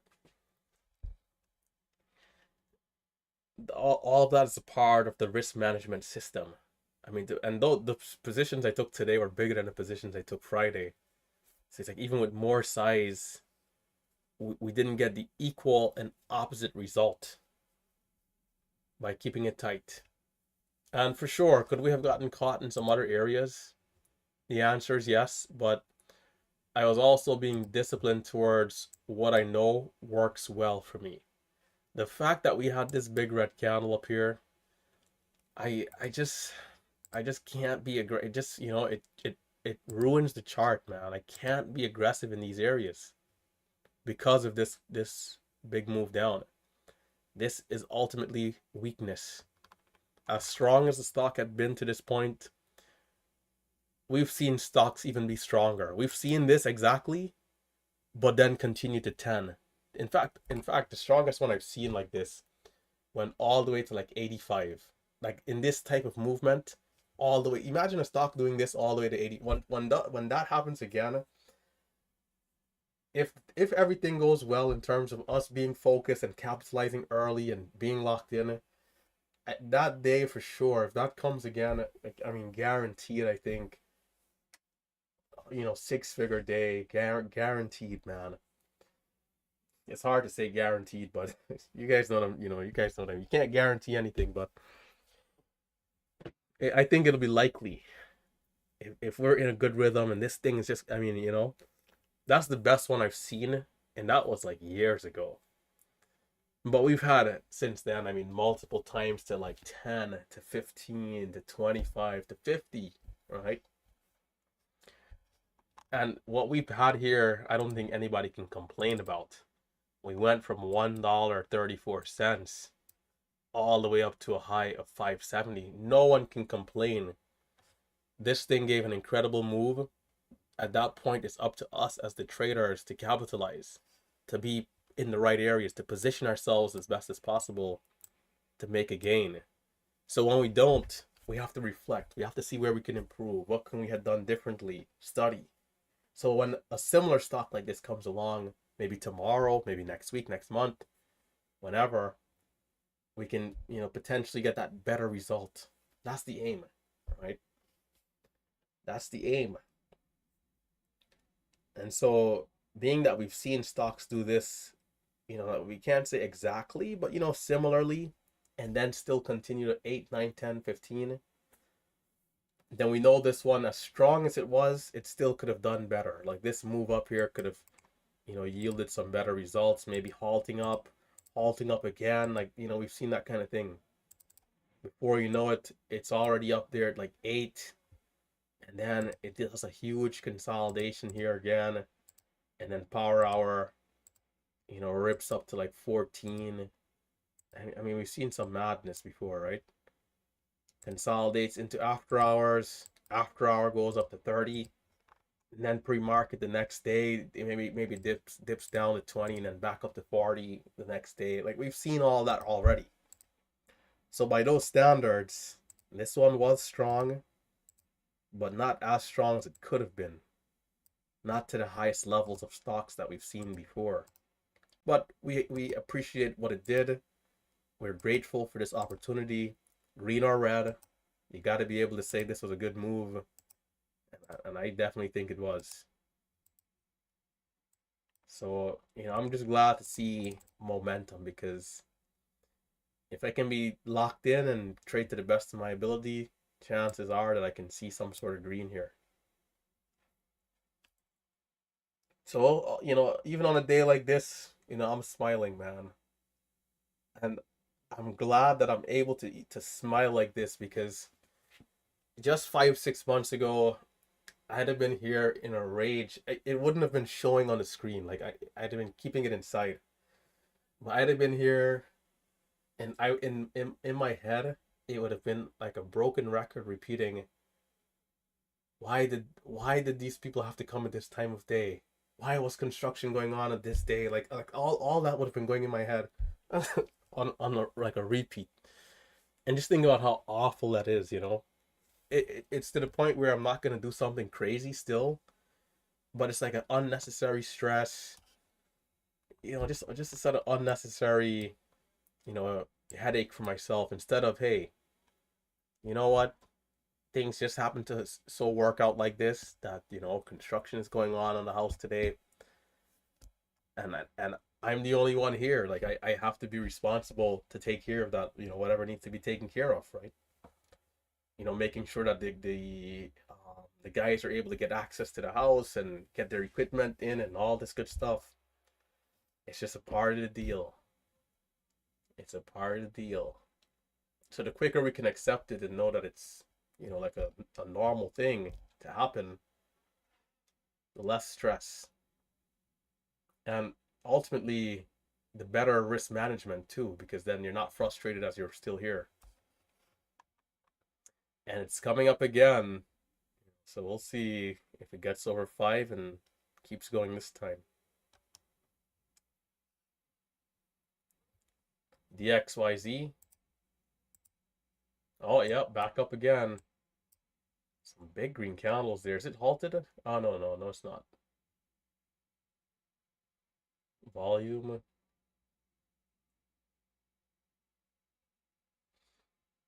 Let me see how the level 2 looks. I didn't look at the level 2. DXYZ. I don't think I'm going to trade this, but 87 by 88 dollar share spread. Reda. That is not for me. But I do want to be more in tune with some higher price stocks, especially when they come from our price range. I got to be a little more into it. Save and Crispy, man, those two guys are like dominating these higher price stocks, and it's good. It's a good encouragement, right? As there's a 70,000 share bid here, around 75 AUD. Yeah, seeing that stuff is pretty encouraging, because it lets you know, man, like, hey, because again, ultimately we all trace, similarly. That order's getting filled. 20,000 shares remaining.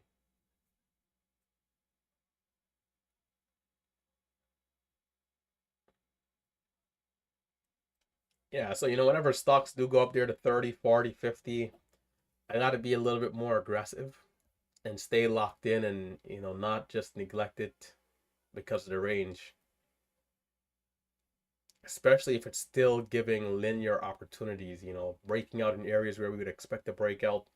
Because once you connect a couple times there, the liquidity is still in the stock, right? So once you connect a couple times and you get that confidence, instead of just taking 500 shares at $30, I can take, 3,000 shares. And if it's a similar type of breakout we would get at $3 or, $10, there's more risk because there's more range, it's more volatile. But assuming the stock is trending nicely, giving good moves, that 3,000 share position can be like 3K every time it gives a good move versus, working, let's say, I wouldn't say harder, but, you know, a 3K day on a stock at like $3 will take like so many different trades, right?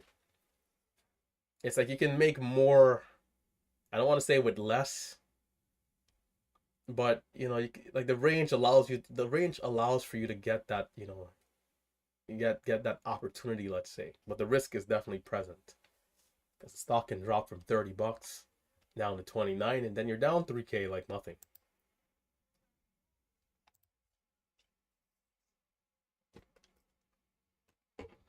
So I'll have to, we'll see. We'll see. We'll see. I think I'll go for it next time. We just need to be disciplined and accept the risk.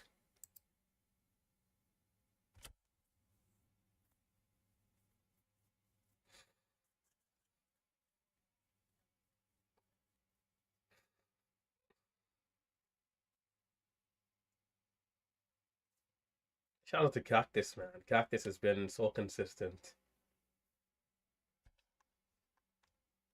We got to start doing some for those of you who are interested, who are students, doesn't matter if you're green or red or in between. We got to start doing interviews, and then posting them to the channels. For those of you who don't mind being out there and like showing your face, stuff like that. We can. It's gonna be good feedback for us, one, and we can let the people out there know, like, hey, what's going on. Like, let's call it honest reviews. And you guys know me. I'm fully transparent, so I want everything to be said. Where areas where we can improve. You know, uh, any sort of tips about the program, things that we can add to it. I mean, everything. We can talk about everything. Your experience so far. Raw, uncut. Let's say 10 minutes. Doesn't have to be too long. Maybe like 10 minutes. The good, the bad, and in between, like anything that can help us to improve. That's what we need.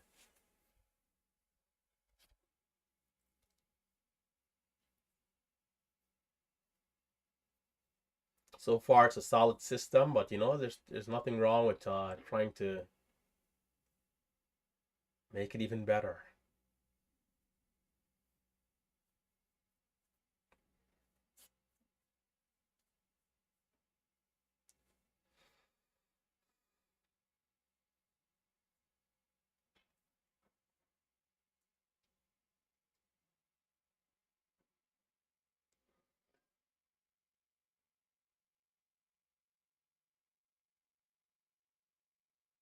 AUUD.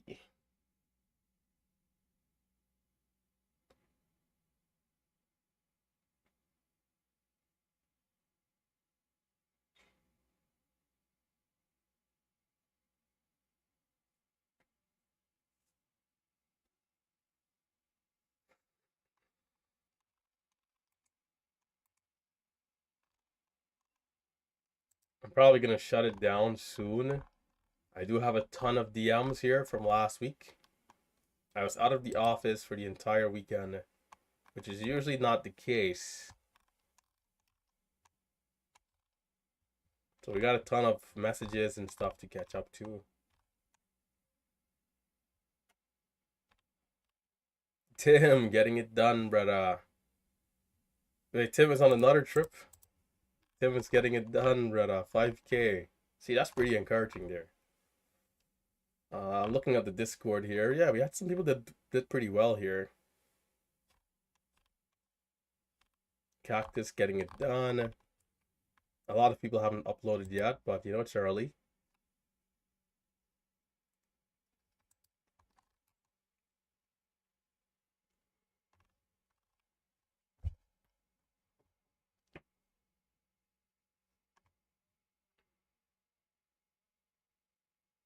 Minus 34. Small red. Keeping it tight.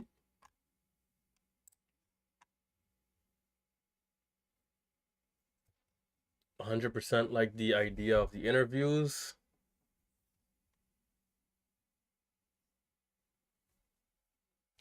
Yeah, some story, and we can structure it, right? We can structure it. We can do like an introduction, a bit of a backstory, and then get into some more of the nitty gritty.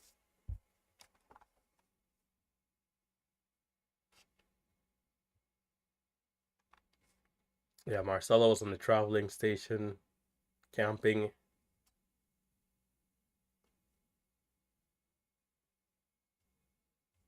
The Q&As and the live streams are back indeed.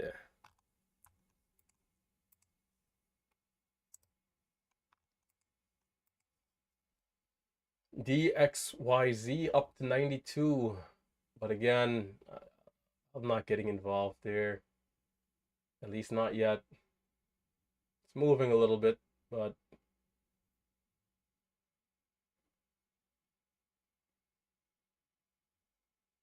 the spreads there are tight.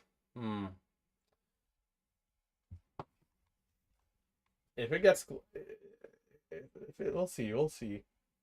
I'm actually interested in what I'm seeing here right now. Reduce the size though.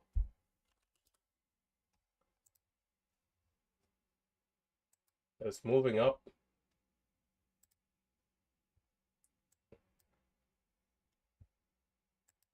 Spreads are getting a little wider again though.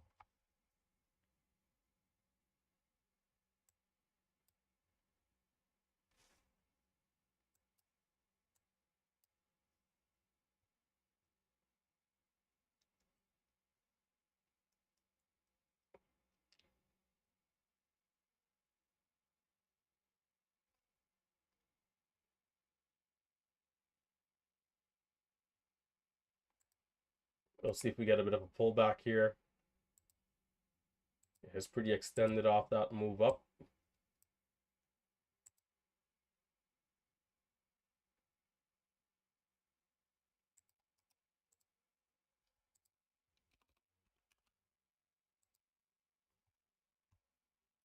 I'm not looking to use any sort of size here. I'd be sticking to small size.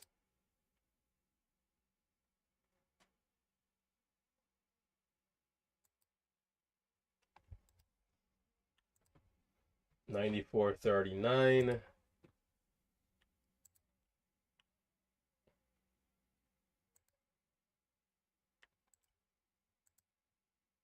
It's trying. Well, let's see how well these bids hold up in this area here. 93.55.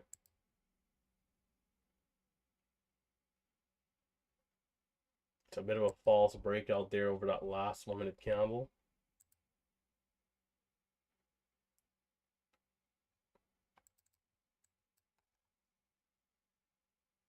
Wow, we've had a candle from 86 to 78. Oh my gosh. That is brutal. That is crazy.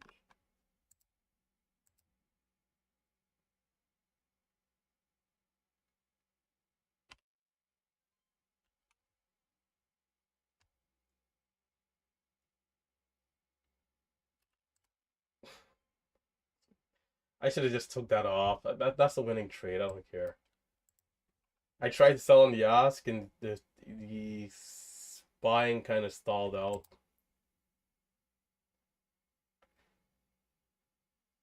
Well, let me size down some more. 100 shares for now.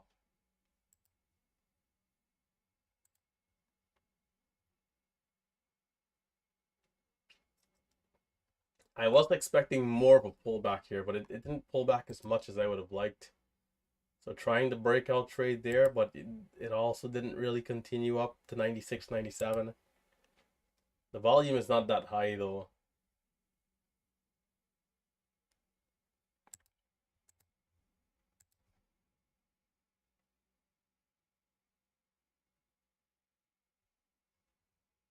Low, 92.90.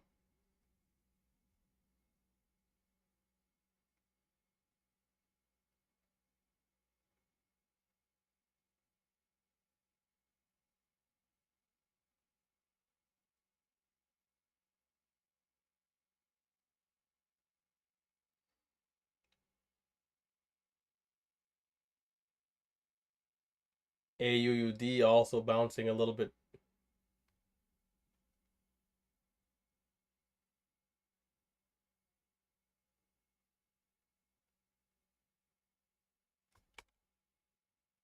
I think that's what the issue is with this one right now.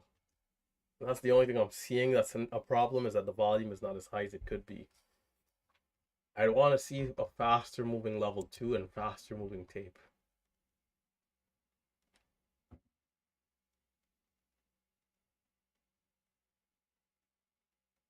You know, like right here, it bounces back to close to the highs, but the level 2 is not moving. Come on. Well, we'll take the scratch loss if it doesn't do anything. That's not good. We need the bits to hold up here. Yeah, it might not be worth it. The break of 100 might be coming up, but it might not be worth it. AUUD still sideways at 480.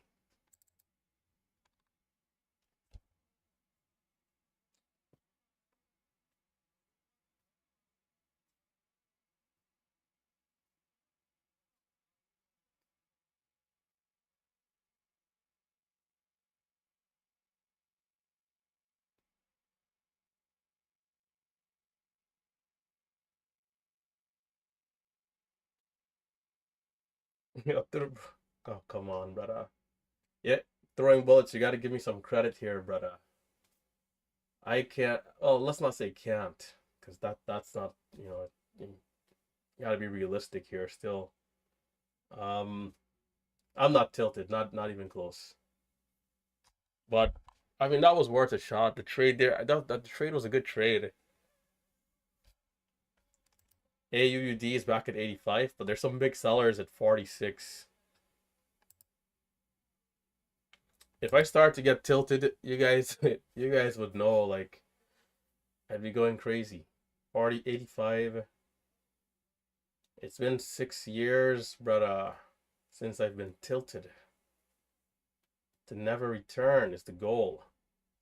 There's 90. There's 90 for AUUD. Again, back over 5 if it, kind of see how it does. If it gets going, it's been pretty resilient to bounce all the way back up here.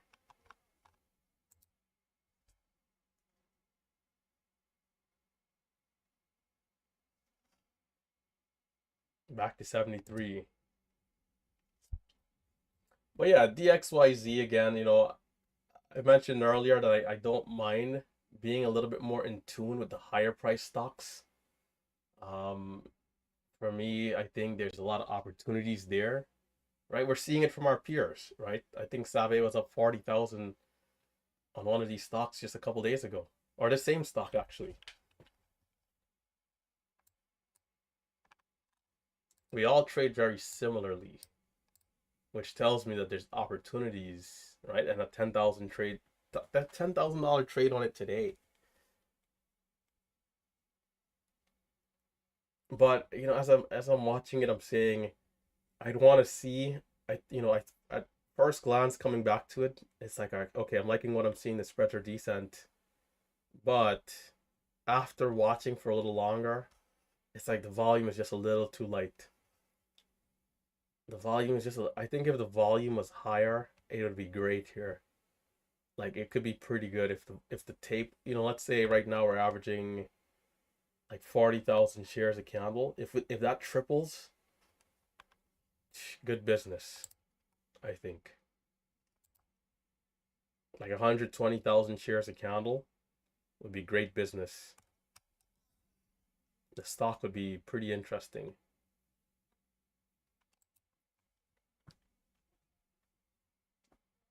And also, if I'm tilted, you'll see, well, this is what will happen, right? Like instead of saying, okay, sizing down here, stuff like, you'll hear me saying sizing up, looking to be, that just me will be in the depths. Hopefully that never happens. And I don't think it will because I have such a high standard for this stuff, man. Like I don't want to ever disrespect the game. Like the moment I disrespect this game, I deserve to lose everything. That's how I view it. Like even on Friday I took a trade out of that resumption and I wasn't watching at level 2. I kind of got caught off guard at the time. I didn't realize the halt was so close. Like the 20 seconds leading up to it felt like 5 seconds. And the moment the stock resumed, I'm not even looking at it and I buy anyways. If you go back to Friday's live stream, I said I deserve to go red right there on that stock. I was up like 2K or whatever, but I deserve to give back everything because I disrespected. It's like that stuff is unacceptable. It really is. And that's the standard that I'm holding myself to, is like if I ever go to the point where I don't have control, I deserve my account to go to zero. That's just bottom line. So, I'll do everything in my power to make sure that I never push to those levels again. Because when it happened to me in the simulator, right, all those years ago, like 2019 or whatever, that's what happened throughout like a week, right? There's a week where I just went like off rails, and I talk about this a lot, right? After it, I went into the backyard, like tears coming out my eyes, like not being able to recognize who I was, you know, not being able to recognize the person that was there trading, right? Breaking all my rules, sizing up. Back then, my max size was like 1K, 1500, like max. Going up to like 10,000 share positions, like I deserve to blow up my sim account back then for that nonsense. If that's what had happened, it's like if I put myself in that position, I cannot, you gotta accept it. Like, and which is why I never want to put myself in that position, right? To go to do something crazy. But here, like a $300 loss is a scratch trade, brother, for me at this point. The equivalent of that week back then now would be me taking like 10,000 shares on, or not even that much, but maybe let's say like 5,000 shares randomly, like right here in this area, and just hoping for break of 100, not actually looking for like a proper setup or something. The why, and that video that I put out when I said down 2K, right? That video, like talking about the psychology of it, what the why behind the destination matters. Why am I in the situation I'm in today, right? It's just speaking in general. If I'm to take 5,000 shares up here on a day where I'm being very disciplined and I'm being patient, and it's a great setup, and I'm in 5,000 shares 99, and it flushes down, let's say just flushes down $10 a share, and then there's a secondary offering into the haul down, I'm not able to sell. On a day where I'm doing what I'm supposed to do, and that happens to me, that is completely fine because I've already accepted that risk actually. So, there's a certain amount of cash in my account to where if my entire account goes to zero because of some crazy, and it could be something else like the power going out or something too, but if that happens, like I honestly don't think I'd be upset.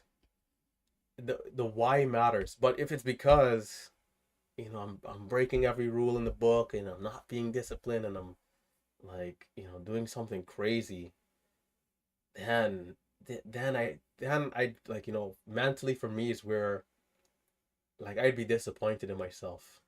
If that happens, I'd be so furious with myself. I'd probably have to take a couple days off and like, get my mental side back in play, because that's how I am. Like, I know myself, right? And I mentioned earlier that just a few months ago, not to that same level of intensity, but on a day like today where there's these distractions, I'd be saying, why this, why that, why couldn't have been different? But I don't feel that way anymore. And that's me maturing as a trader, right? So, and again, look right here. If I am in 5,000 shares at 98, look at what's happening to me, right? Going to the depths, down down like 30,000 already right here. Um, but anyhow, you know, coming in contact with these situations and looking to improve on the mental side of things, that's how I'm able to be more consistent over the years.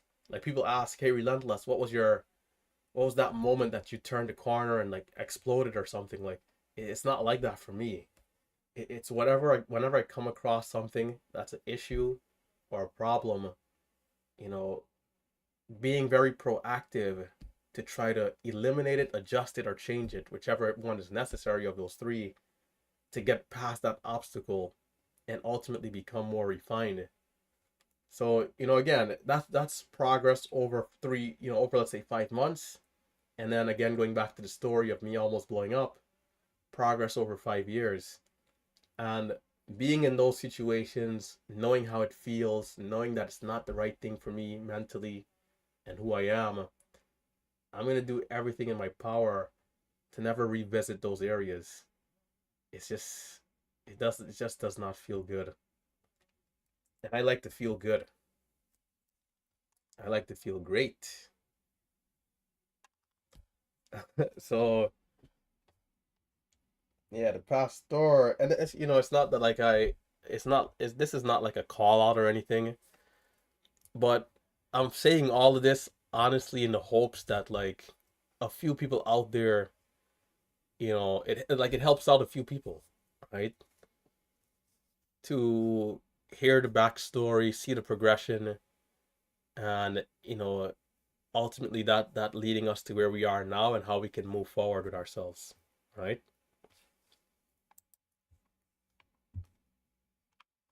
AUUD still fighting.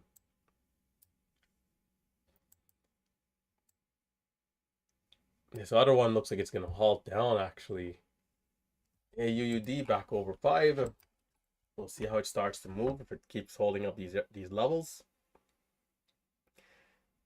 It's being very resilient. So, I'm gonna have smaller size, nothing too crazy, but I'm gonna just be ready.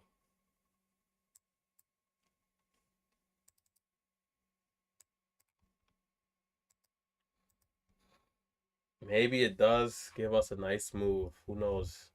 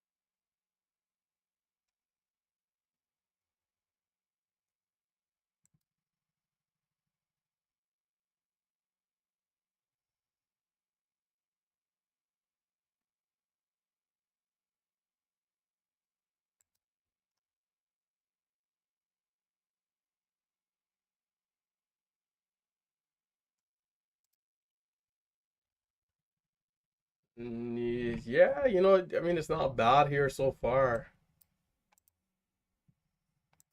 Doesn't seem too bad. Seems like we got a high of 20, low 90s, right? That's the range for now. And let's start to throw out a few orders here if I get the opportunity to.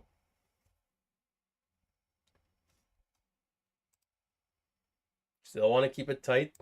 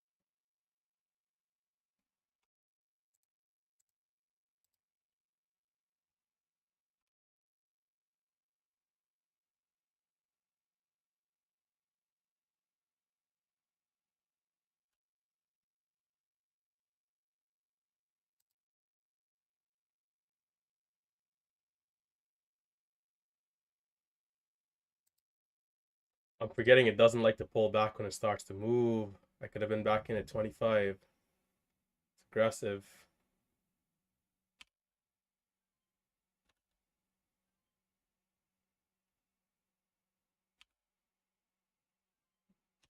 Oh, okay, coming down a bit.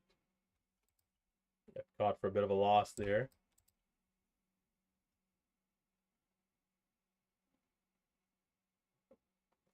This is, see, yeah, this doesn't look good.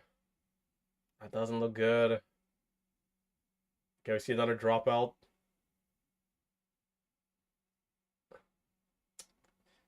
Hey, it was worth a try. Ay, ay, ay.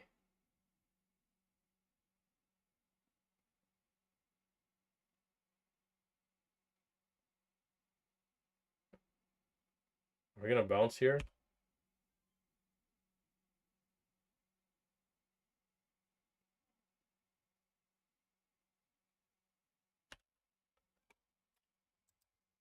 Oh, wow. This DXYZ might have been a good bounce opportunity, 79. But I'm way too late. Yeah, I missed the trade there. I kind of forgot. I did make that note to self earlier, which was it doesn't like to dip. It doesn't like to dip when it starts to move. So I was in at 5. I sold at 514 area. It got all the way to 30. I just was not expecting that kind of a bounce in that range yet. Didn't think it was ready to give that kind of move, but it did. From about 32, 30, 32, we pulled back to about 20 area. Let's say like 20, more like 24. So I didn't really dip. And I was skeptical of like, are we actually ready to go? So if I remember, hey, this thing doesn't really like to pull back, I could have been in it with big size actually, which not really big size, but my max would have been 3,500, 26. So that's the entry, selling up at 50. That would have been like a $900 trade. Could have been pretty good. But yeah, after that, I think it's done. I mean, it just doesn't look good. I mean, we've been so resilient to curl back up, and then that's kind of the best we could do. So I don't think it's gonna make another recovery. It's possible it does, but I think at this point, extremely unlikely. So I'm comfortable walking away right now, being that it didn't continue higher after getting a new high of day over that level of or at least coming close to 570. We can call that a double top. All right. So this is where I'll take my leave. I'll be around later. Maybe something else crawls up or down 700 bucks. You know, not like a terrible red day or anything. But we'll definitely see if something else. Oh my gosh, the Discord, the hammock story. Oh, that's a good AI, right? Is that AI? Did you get Cactus? Did you get AI to do that, man? That's very similar to how it looked. And I'm gonna pull. I heard this online. I'm not gonna say that I was crying, but tears were coming out of my eyes. You know. But yeah, ETAO is halted up. Maybe I could check this one out before I leave. I don't know if I'd say I was crying, but you know, tears was coming out of my eyes. ETAO. Let's see. How's the daily chart? Is there a good headline or anything like the daily? Let's see the daily chart. We've been beaten up over the last couple of weeks. Sold off. Okay, the first daily candle made a new high. It did gap up recently and then sold off. That was high of 710. I don't know if this is. I don't know. It depends on how this opens up. Like I'm not super sure. I'm not sure about this one, but if it opens up significantly higher, then I'd be interested. I'd just start with smaller size. But if not, I wouldn't want to, I wouldn't want to push it. The volume could be much higher. Why is it looking, hold up, why is it looking like this? Refresh. Okay, there we go. Let me actually hurry it up. Time is going. 3 and 57. 53, 57.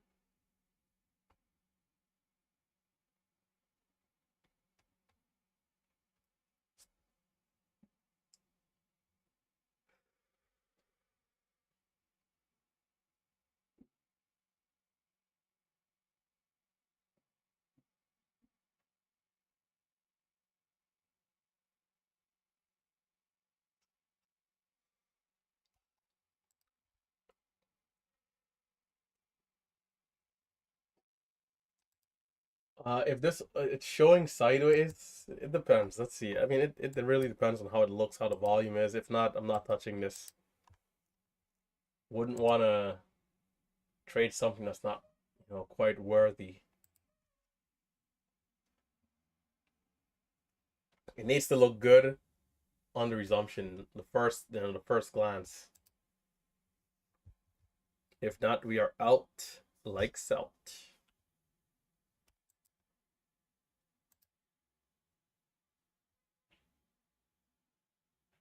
Small red to green. See, I could put this in here just in case. But let's see what it does. Couple seconds. Let's see if it looks good. It's showing 480. Here we go. 460. Can we get that push through? All right, not bad. That was a pretty slow fill.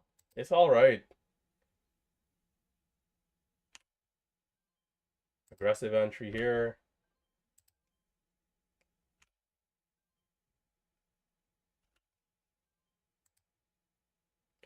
$38. Not bad. Up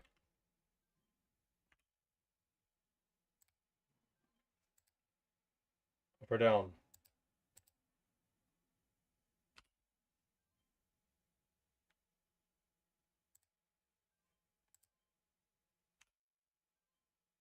Fair fill. Fair fill.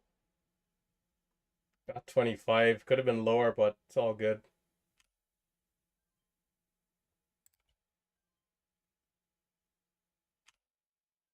Too soon. We could have avoided that. I was looking for 50 to hold. I got in a little too early. So 60 is the high, and the low of the current candle is $5. That was a good dip. Are we gonna hold? I'll try it. And it's not gonna. Okay, we'll take our 700 bucks. Giving back a little too much off the top there. Oh man. Come on. The halt up was at like I think 580. So I was thinking the level 2 did look good at that time, but I bought like a half millisecond too soon. If not, I could have avoided that drop down to 513. It still looks pretty good, to be honest. The low there was 86. Just a pretty solid pullback versus what I would have expected. But the 5-minute candlestick does look good. So maybe it bounces up some more. I just completely botched that dip. 560 to 489 area. And there's 560 again. 32 on the bids. 20. This could be early. Well, I'll give it a shot. Couple cents. Low right there is about 20. So I want to see overhype day if it's good.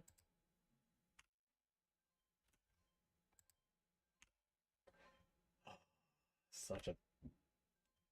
I was aiming for 50 there. Close trades, close. 624 for the halt up. 624 for the halt up. Will we see it?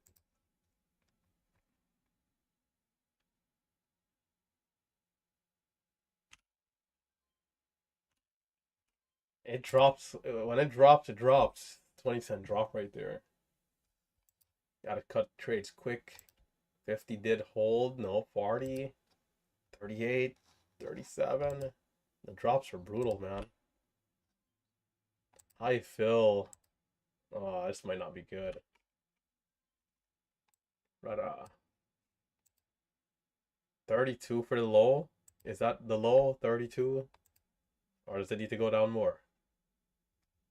I was aiming for 45, or let's say 42. I had to fill up at 50. I'd hope this is the bottom here. Like a more of a drop is like, come on.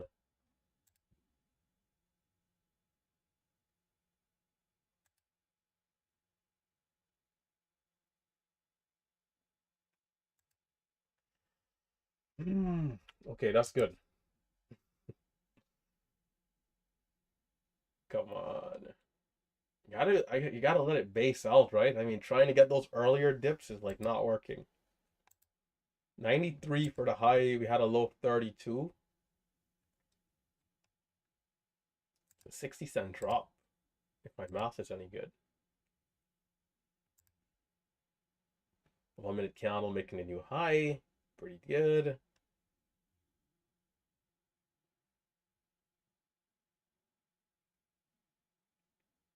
I need to be more aggressive.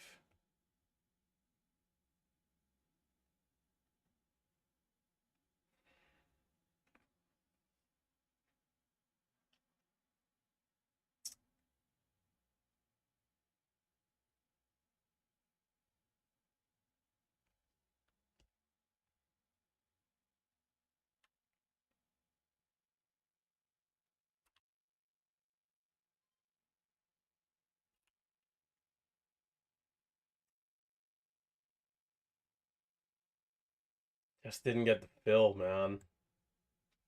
Alright, let's wait it out and see. I didn't get the fill. Or else this could have been great. Could have took it off right there, actually. It's not bad.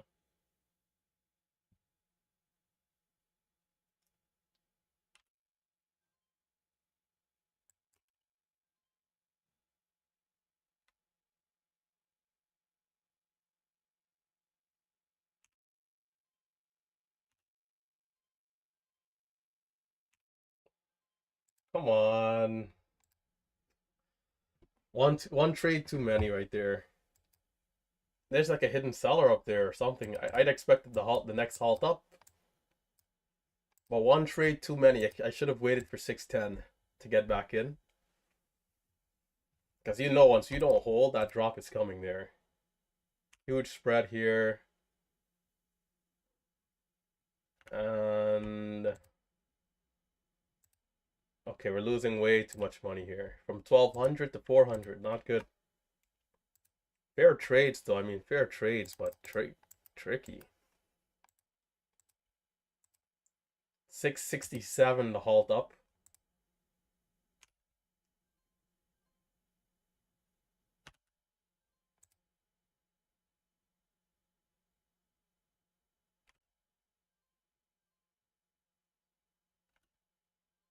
Should be mooning there. Maybe a dip first. Well, missing that bid, getting that partial fill, man, that was costly. That's like a 15-30 cent trade.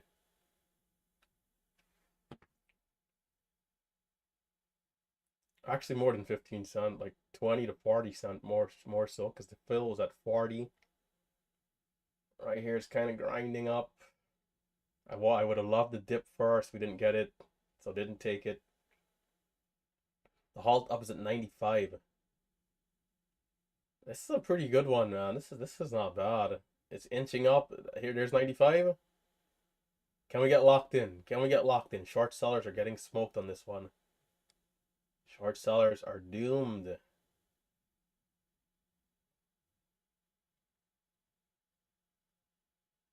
And we are locked in. Wow, who would have expected all that? Who would have expected all that opportunity there? The Discord, Discord with the memes here for the eclipse. Here, I got one.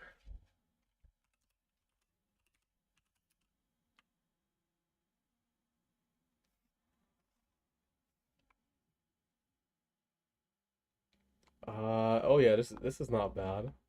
For those of you who might have remembered Spy Kids, they always had those crazy looking glasses.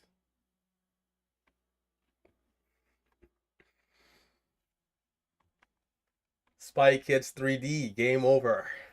Man, back when I was like 7 years old, 6 years old, like that was my favorite movie.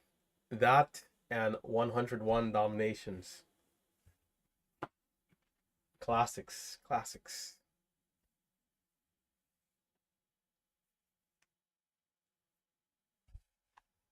He's the guy. The guy. The guy was like, I guess, the best player in the game or something like that, or the movie, whatever it was. Resumption time 06 56 06 53.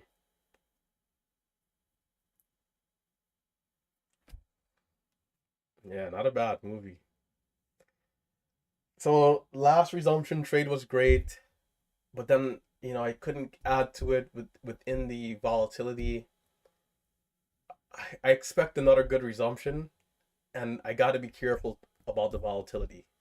If I don't make money on the resumption here, if I lose, the volatility is going to be all that's left, and so I got to be very careful here. But it's been strong, so I think I'm going to stay on the active side of it. I'm going to go for it. I'm going to go for it. I'm not going to go too aggressive, but I'm going to go for it. It's been strong, so I'm going to embrace the volatility and accept the risk. This is the thing with a hot day, is that like something else starts to move. The opportunities are frequent. Oh yeah, it is showing lower resumption. It's showing 614 or 607 versus halting up at 95. If that happens, that's going to be brutal. But there could be a bounce, of course. That could be brutal. Again, buying into halts are always risky, getting in at the highest point. For me, I don't mind holding into a halt if my cost basis is pretty low. My entry point is pretty low versus the halt level, but right into the level, a lot of times you open up higher, but that risk is there. It's climbing though. It's showing 674 now, 660. 0653.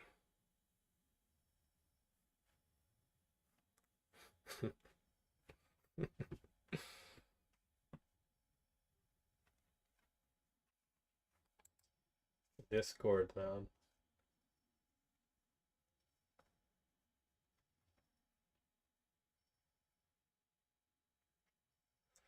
ETAO.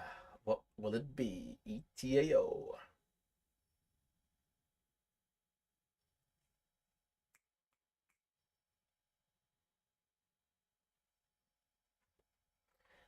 Hive Day entry, if it's good, should be interesting.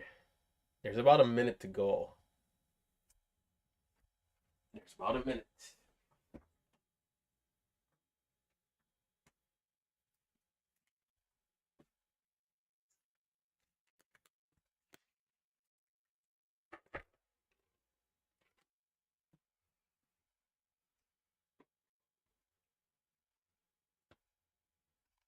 After I'm done here, I'm gonna go get some lunch, man.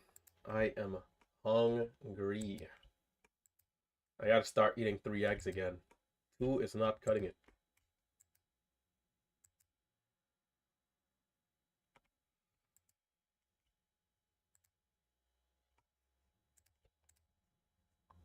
Couple seconds, one less than a minute. It's showing 690. What's it gonna be?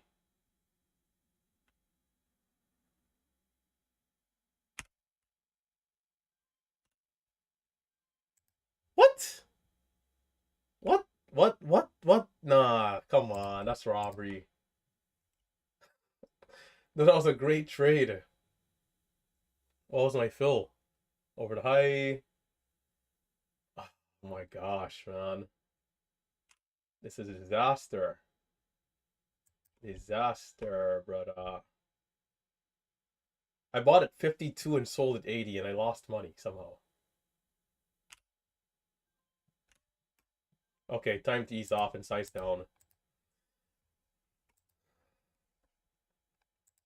I must have gotten filled at 80 and sold at 50 is what must have happened. Somehow.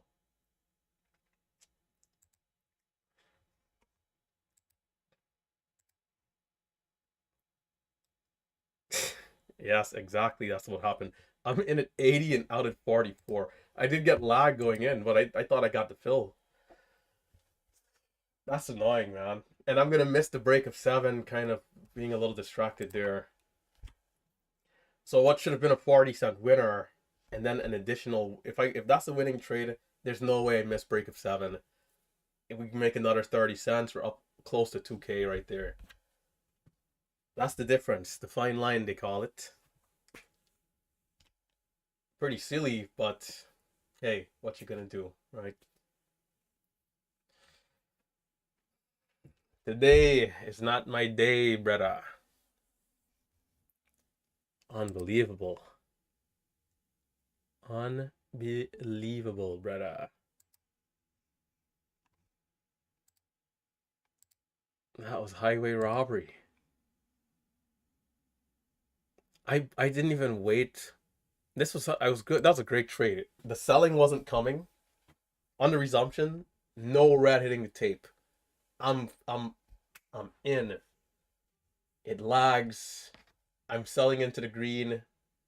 Apparently I get the high fill. The spreads open up to the downside. I'm selling at the bid.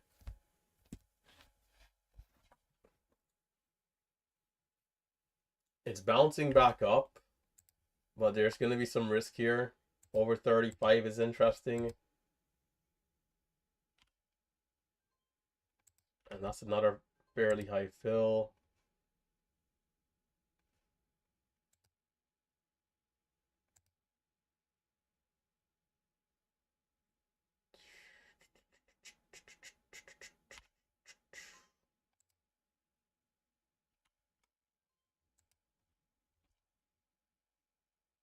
It's not really rare that I go back to flat in the stock, but kind of disappointing on this one.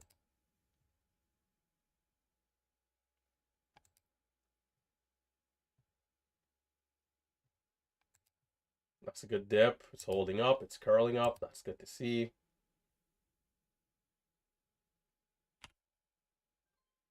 There seems to be a hidden seller at 60. Might be a smaller seller, but still.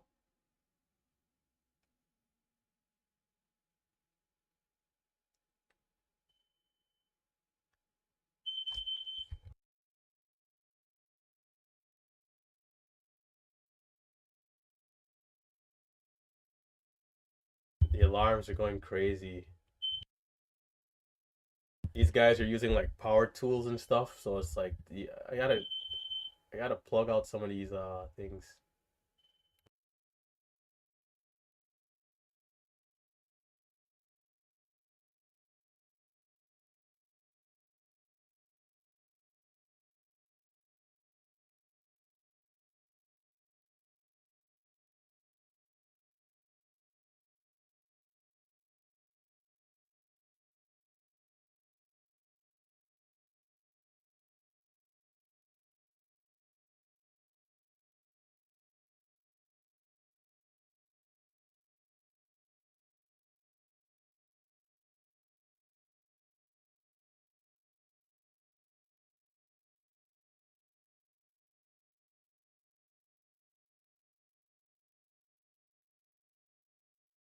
I think the low was at 70 area.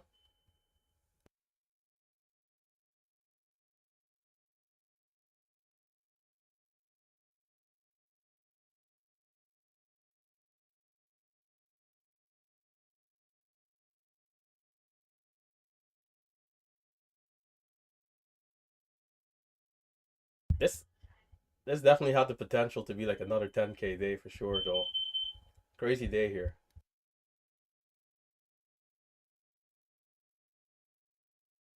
It's having some trouble at 20.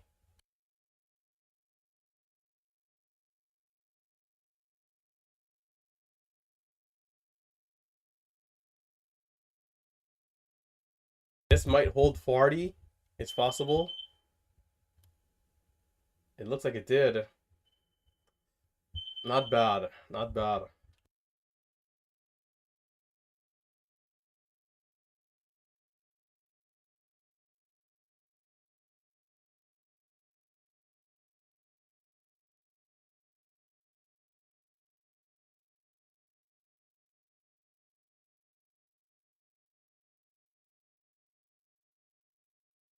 It could be backside here.